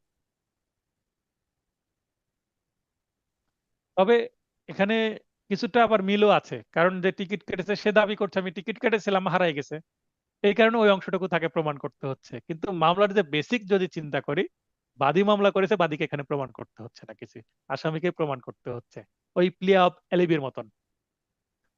107, যে ব্যক্তি বিগত 30 বছরের মধ্যে জীবিত ছিল তার মৃত্যু প্রমাণের দায়িত্ব। মনে করেন 30 বছর ধরে একটি 30 বছরের মধ্যে এক ব্যক্তিকে দেখা গেছে, আর বিগত 29 বছর ধরে তার কোনো খোঁজ খবর নাই, মানে আর দেখা যায়নি। এখন এক ব্যক্তি বলছে যে 30 বছর হয়ে গেল, 30 বছর ধরে, 30 বছরের মধ্যে সে জীবিত ছিল। এখন এক ব্যক্তি বলছে যে এই তো অনেক দিন ধরে ইনাকে আর দেখা যাচ্ছে না। তাহলে তিনি মারা গেছেন। যদি সে বেঁচে থাকতো এলাকায় তো থাকতো, কারোর সাথে যোগাযোগ রাখতো, তার পরিবারের কারোর সাথে তার যোগাযোগ নাই, তার মানে এই ব্যক্তি মারা গেছে। 30 বছর তো একটা লং টাইম। তাহলে মৃত মর্মে দাবিকারীর উপর ন্যস্ত। এখন মনে করেন যে এক ব্যক্তির সম্পত্তি রেখে উনি হারাই গেছেন, নিখোঁজ হয়ে গেছেন, কিন্তু 30 বছরের মধ্যে তিনি জীবিত ছিলেন, মানে মনে করেন 30 বছর পূর্ণ হয়নি, 29 বছর 10 মাস আগেও তাকে দেখা গেছিল বা সে যোগাযোগ করেছিল। তার মানে ধরে নিতে হবে তিনি স্বাভাবিক, ধরে নিতে হবে তিনি বেঁচে আছেন, তাই সে 30 বছরের মধ্যে যোগাযোগ করেছিল। জীবিত ছিল বলতে তাকে দেখা গেছে বা যোগাযোগ করেছিল। তাহলে সাধারণত ধরে নেওয়া হবে সে জীবিত আছে, তাই যিনি মৃত দাবি করছে তাকে প্রমাণ করতে হবে যে ইনি যে মৃত, তাহলে তার ডেড বডি নিয়ে আসেন আপনি। সে যোগাযোগ করছে না এখন কিছুদিন হলে বা 29 বছর ধরে, তার মানে একটা মানুষকে আপনি মেরে ফেলবেন তা না। হয়তোবা তার বাবার সম্পত্তি কোনো পুত্র পেতে চায়, তো বাবা যেহেতু মৃত না, তার ডেথ সার্টিফিকেট তো পাওয়া যাচ্ছে না। ডেথ সার্টিফিকেট না পাওয়া গেলে বাবার সম্পত্তি তো ছেলে ছেলে ওয়ারিশ সূত্রে আর মানে মালিক হয় না। বাবা যেহেতু ডেথ সার্টিফিকেট নাই, তাহলে বাবার সম্পত্তি ছেলে বিক্রয় করতে পারবে না। তাহলে ছেলে হয়তোবা দাবি করছে যে আমার বাবা মারা গেছে, কারণ বাবা প্রায় 30 বছর ধরে মানে খোঁজ খবর নাই, যোগাযোগ করে না। তাহলে যদি ছেলে দাবি করে আমার বাবা মৃত, ছেলেকেই প্রমাণ করতে হবে যে তোমার বাবা মৃত, কিভাবে তুমি প্রমাণ করো। কোর্ট ধরে নেবে সে জীবিত। 108 ধারা ঠিক তার উল্টো, যে ব্যক্তি সম্পর্কে বিগত 7 বছর যাবৎ কোনো খোঁজ পাওয়া যায়নি সে জীবিত, বিষয়টি প্রমাণের দায়িত্ব জীবিত মর্মে দাবিকারীর উপর ন্যস্ত। সাধারণত ধরে নেওয়া হবে যে সে মরে গেছে বা মারা গেছেন, তাই 7 বছর একটা ব্যক্তির যদি কোনো খোঁজ খবর না পাওয়া যায় এবং এই পরিস্থিতিতে কোনো ব্যক্তি যদি বলে যে সে এখনো বেঁচে আছে, তাহলে তার বেঁচে থাকার বিষয়টা তাকে প্রমাণ করতে হবে। 107 এবং 108 দুইটা একসাথে পড়তে গেলে কনফিউশন তৈরি হতে পারে যে 7 বছরের বেশি সময় মানে তো 107 ধারা অনুসারে 30-এর মধ্যেও যায় বিষয়টি। এখানে কনটেক্সট বুঝতে হবে, কনটেক্সট কি, যে একটা মামলার মানে ঘটনা কি এবং কে দাবি করছে, তার স্বার্থটা কি, তার মোটিভ বোঝার জন্য 107 এবং 108 খুবই জরুরি। কেউ দাবি করছে সে মারা গেছে, আপনি এত ব্যস্ত হচ্ছেন কেন? তিনি যে মারা গেছেন আপনি এত ব্যস্ত হচ্ছেন কেন? তিনি তো 7 বছর কেবল হয়েছে নিখোঁজ আছে। তো এখানে আপনি দাবি করছেন যে ইনি জীবিত আছেন, যে 7 বছর ধরে তাকে যদি খুঁজে পাওয়া না যায়, তাহলে তার জীবিত থাকার বিষয়টি আপনি প্রমাণ করলে আপনার লাভ কি? তখন তাকে প্রমাণ করতে হবে। তার মানে এখানে কারো স্বার্থ আছে কাউকে জীবিত রাখলে, আবার কারো স্বার্থ আছে কাউকে মেরে ফেললে। মেরে ফেললে বলতে নিজে মেরে ফেলছে না, যেহেতু সে নিখোঁজ আছে তার মৃত্যুটা প্রমাণ করতে পারলে। তাই যে এটা দাবি নিয়ে আসবে আদালতে তাকেই তাকে প্রমাণ করতে বলতে হবে। তাই দুইটা টাইম বেঁধে দেওয়া আছে। দেখে মনে হতে পারে যে 7 উপরে থাকলে ভালো হতো, 30 নিচে থাকলে ভালো হতো, কিন্তু বিষয়টা তা না। এখানে ন্যায় বিচারের স্বার্থে এরকম করা হয়েছে, যেন কেউ এই আইনের লুপ ব্যবহার করে বা ফাঁক ব্যবহার করে কোনো সুবিধা নিতে না পারে। তাই যে যেটা দাবি করে তার জন্য এটা বার্ডেন হয়ে যাবে। মনে করেন 7 বছর ধরে নিখোঁজ, মৃত্যু প্রমাণের দায়, তো এইটা প্রমাণ করা সহজ হয়ে যাবে। মানে 107 এবং 108 প্রমাণ করাটা যেন কঠিন হয়, এই কারণে টাইমটা 30 আর 7 এরকম করা হয়েছে, একটু বুঝে পড়ে।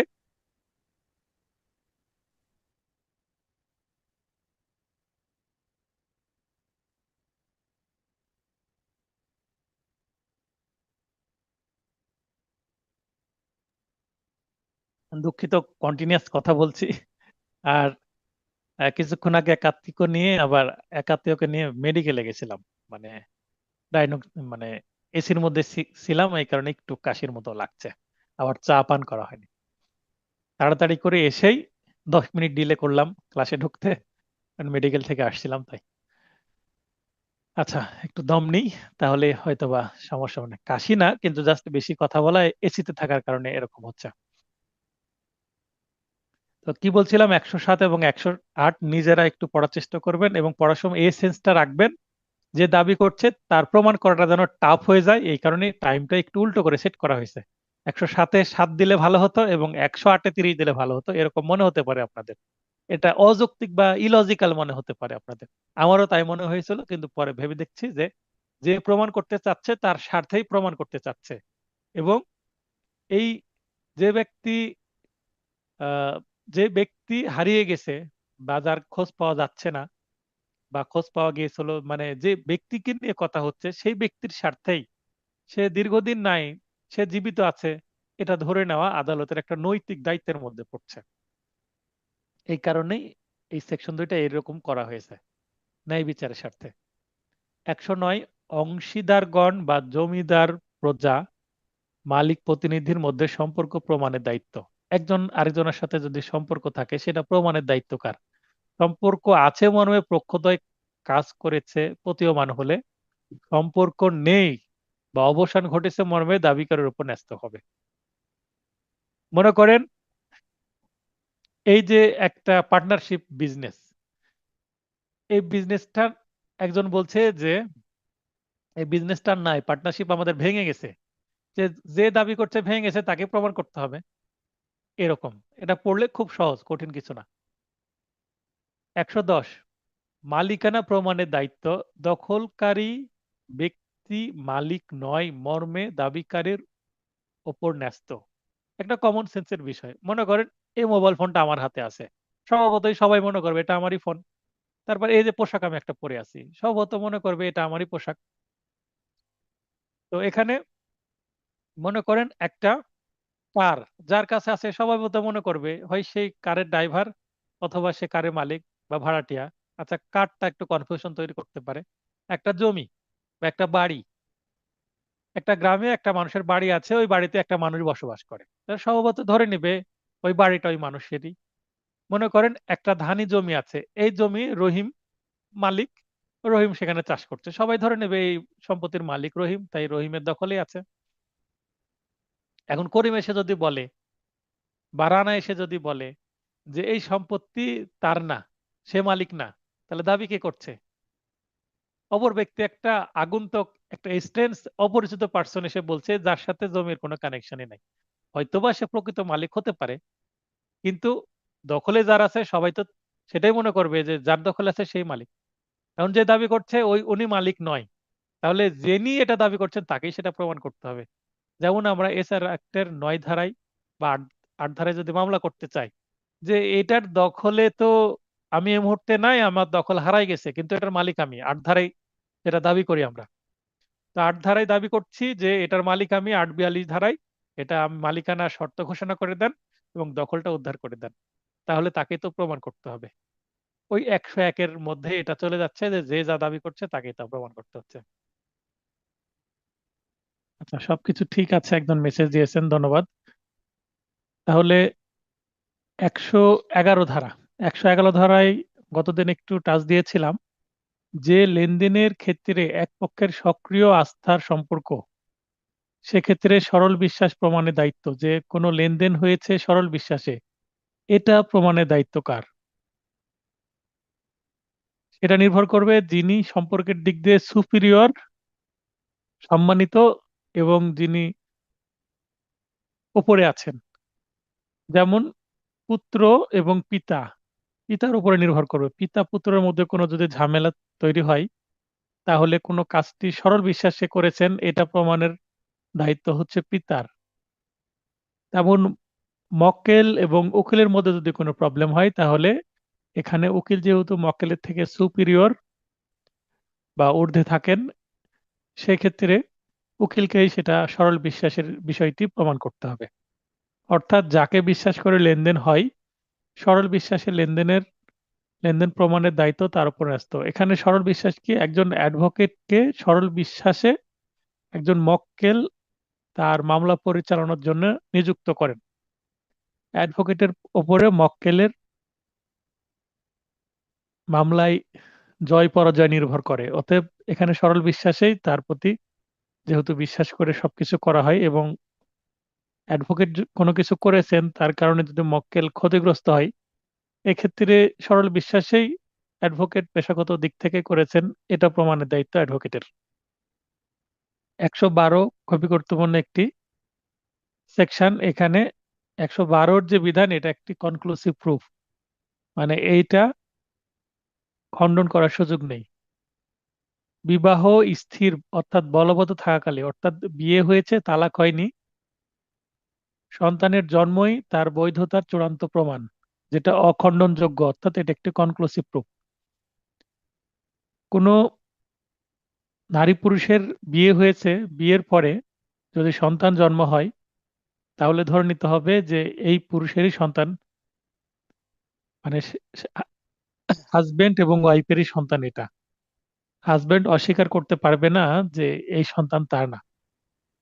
পিতৃত্বের আইনগত অনুমান সম্পর্কে এটি একটি প্রিজাম্পশন, যা একটি কনক্লুসিভ প্রুফ, এবং এটি খণ্ডন করা যাবে না। বিচ্ছেদের 280 দিনের মধ্যে মাতা পুনরায় বিবাহ না করলে, মনে করেন যে হাজবেন্ড ওয়াইফ বিবাহিত জীবনযাপন করেছেন, করার পরে তাদের মধ্যে একসময় তালাক হয়ে গেছে, বিচ্ছেদ হয়ে গেছে, বিচ্ছেদের পরে 280 দিন অতিবাহিত হয়ে গেছে, তারপরে মাতা বিবাহ করেননি। যিনি মাতা বলতে মানে স্ত্রী, ওয়াইফ বিবাহ করেননি, আর ওয়াইফ যখন বিচ্ছেদ হয় তখন কনসিভ করেছেন, মানে উনি প্রেগনেন্ট ছিলেন, গর্ভবতী ছিলেন।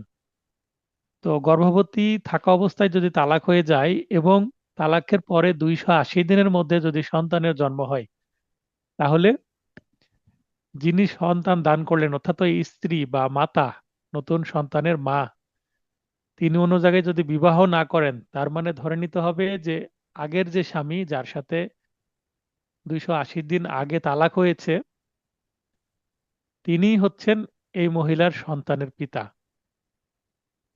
আশা করি 280 দিনের বিষয়টি বুঝতে পেরেছেন। কারণ সন্তান তো আমরা সাধারণত যেটা বলি যে 9 মাস 9 দিন বা 10 মাস 10 দিন গর্ভধারণের পরে সন্তান হয়।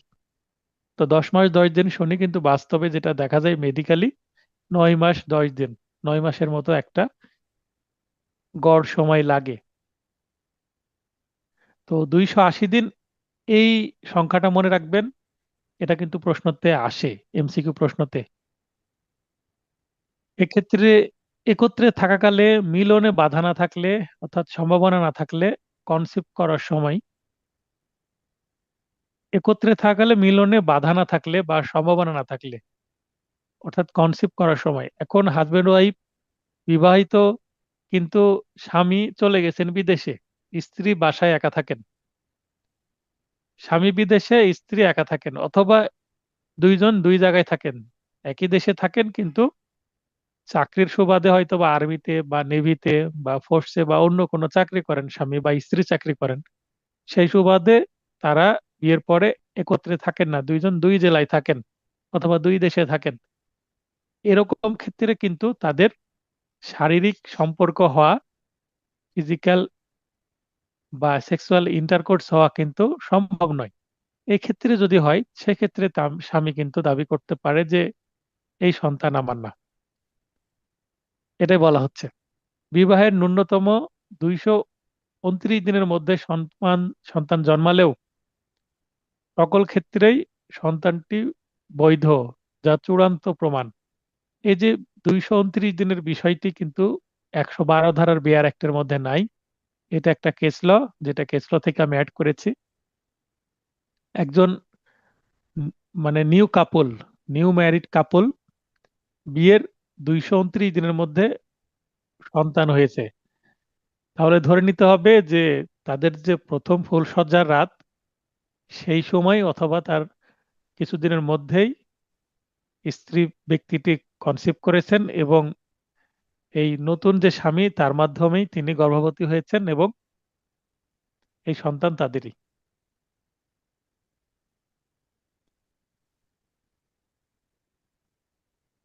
তো এই দুইটা সংখ্যা মনে রাখবেন। সন্তানের বৈধতা নিয়ে প্রশ্ন করা যাবে না যদি হাজবেন্ড ওয়াইফ একত্রে বসবাস করে এবং বিবাহ বলবৎ থাকাকালে সন্তান হয়, এবং বিচ্ছেদের 280 দিন পরেও যদি সন্তান হয় তবুও, অথবা বিবাহের বলবৎ আছে 229 দিনের মধ্যে, মানে অল্প সময়ের মধ্যে যদি সন্তান হয়, তবুও ধরে নিতে হবে যে এই পুরুষেরই সন্তান, স্বামীরই সন্তান। আচ্ছা, এবার 114 ধারা। আদালত কতিপয় বিষয়ের অস্তিত্ব অনুমান করতে পারেন, এগুলো সবই মে প্রিজুমের অংশ। কি? স্বাভাবিক ঘটনাবলীর গতিধারা বা মানবিক আচরণ, সরকারি বেসরকারি কার্যাদি যা ঘটে, স্বাভাবিক যে কাজকর্ম ঘটছে, সম্ভাব্য মর্মে সে ঘটনার অস্তিত্ব আদালত অনুমান করতে পারবেন। এখানে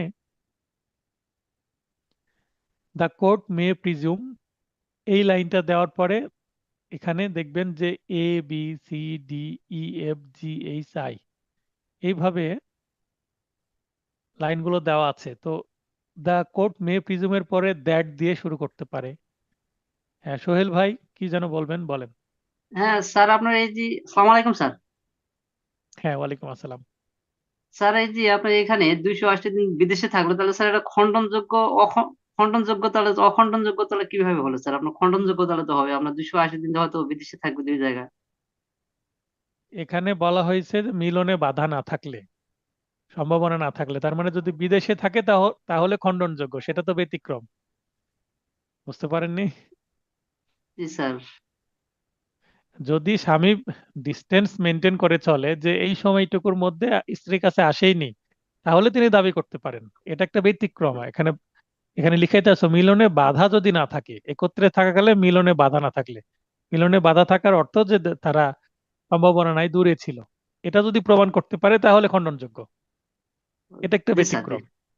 জি এখানে স্যার। আপনি যে কনসেপ্ট করার সময় এখানে ব্যতিক্রম কথাটা লিখে দিতে পারেন, তাহলে আর কনফিউশন হবে না। জি জি sir. G sir.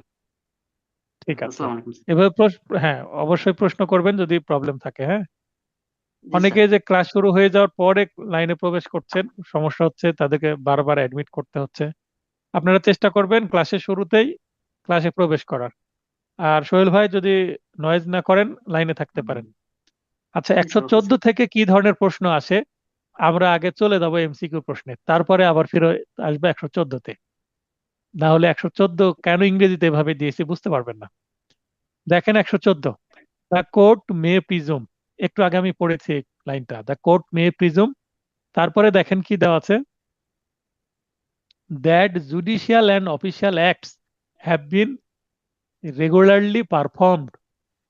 বিধানটি the evidence act 1872 এর কোন সেকশনে বর্ণিত হয়েছে? এটা জুডিশিয়ারি পরীক্ষা 2015 প্রশ্ন, মানে সহকারী জজ পরীক্ষার সংক্ষেপে জুডি লিখি, আর বার কাউন্সিলর হলে সংক্ষেপে বার লিখি। যেমন আগের প্রশ্নটা জুডি 15, বার 22। জুডি আর বার বলে তো তো কি সেটা সবাই বুঝেন।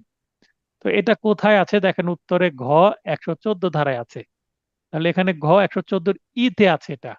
দেখেন এখানেও 114 তে আছে। তো এখানে তে আছে না তে আছে, এটা জানার জন্য তারপর ঠিক দেখেন আরেকটি প্রশ্ন আমরা পড়ি, দ্য কোর্ট মে প্রিজুম। দেখেন এই লাইনটা আছে, তারপরে আবার চলে যাই, that evidence which could be and is not produced would, if produced, be unfavorable to the person who withheld it। বিধানটি দ্য এভিডেন্স অ্যাক্টের কত ধারায় উল্লেখ আছে? এটা কিন্তু যেমন জুডিশিয়ারিতে 15 সালে এই ধরনের প্রশ্ন আসলো, তো জুডিশিয়ারির প্রশ্নকে অনুসরণ করে বার কাউন্সিল 2020 সালে একই ধরনের প্রশ্ন তৈরি করলো। তো আপনাদের যে 25 সালের এই ধরনের প্রশ্ন আসতেই পারে। তো এখানে দেখেন কতে ধারা 114 কতে জি। তো আগেরটা ছিল ই থেকে, এবার হচ্ছে জি থেকে। এমসিকিউ প্রশ্ন দুইটা কেন পড়ে দিলাম, এবার আমি তার ব্যাখ্যা দিব। কোথায় গিয়ে? ওপরের সেকশনে গিয়ে দেখেন আমি হলুদ চিহ্নিত করেছি, দা কোর্ট মে প্রিজম। তারপরে দেখেন একটা হলো তে, একটা হলো তে।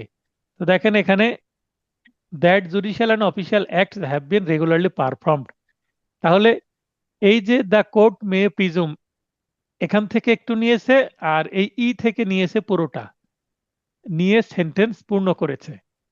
তার মানে এখানে এ থেকে যদি প্রশ্ন আসে, বা যেমন বি থেকে আপনাদের যদি প্রশ্ন আসে, তাহলে দা কোর্ট মে প্রিজুম, এবার বিটাকে উইথড্র করে দিয়ে that an accomplice is unworthy of credit unless he is corroborated in material particulars। তো এই যে এটা যদি চলে আসে তাহলে বলতে হবে এটা 114 তে আছে। আশা করি এই জায়গাটি ক্লিয়ার হয়েছেন। সোহেল ভাই ক্লিয়ার হলেন বিষয়টি? জি স্যার, একটু আরেকবার একটু বললে ভালো হয় স্যার। 114 দুইটি এমসিকিউ পড়লাম, সেখানে জি স্যার। এমসিকিউ প্রশ্নের শুরুতে দা কোর্ট মে প্রিজুম বলে শুরু করছে, উপরের এই অংশটুকু, আর এখান থেকে এ বি সি ডির কোনো একটা অংশ নিয়ে নিচ্ছে। নিয়ে নেওয়ার পর বলছে এটা কোথায় আছে, 114 তে আছে না তে আছে। যেমন আরেকটা প্রশ্ন পড়লাম, that evidence which could be and is not produced would if produced be unfavourable to the person who withheld it. এই দুইটা প্রশ্ন, এবং জি এর দুইটা প্রশ্ন বিগত সালে আসছে। তো এটা কোন মানে ক্লজ থেকে আসছে? ক্লজ জি স্যার, বলতে বুঝতে পারছি স্যার। 100, হ্যাঁ এইভাবে দ্য কোর্ট মে প্রিজুম বলে শুরু করবে, এবং A B C D E F G H I এখান থেকে লাইন মানে শূন্য স্থান পূরণ করবে বা সেন্টেন্স পূর্ণ করবে, করে প্রশ্ন করে দিবে।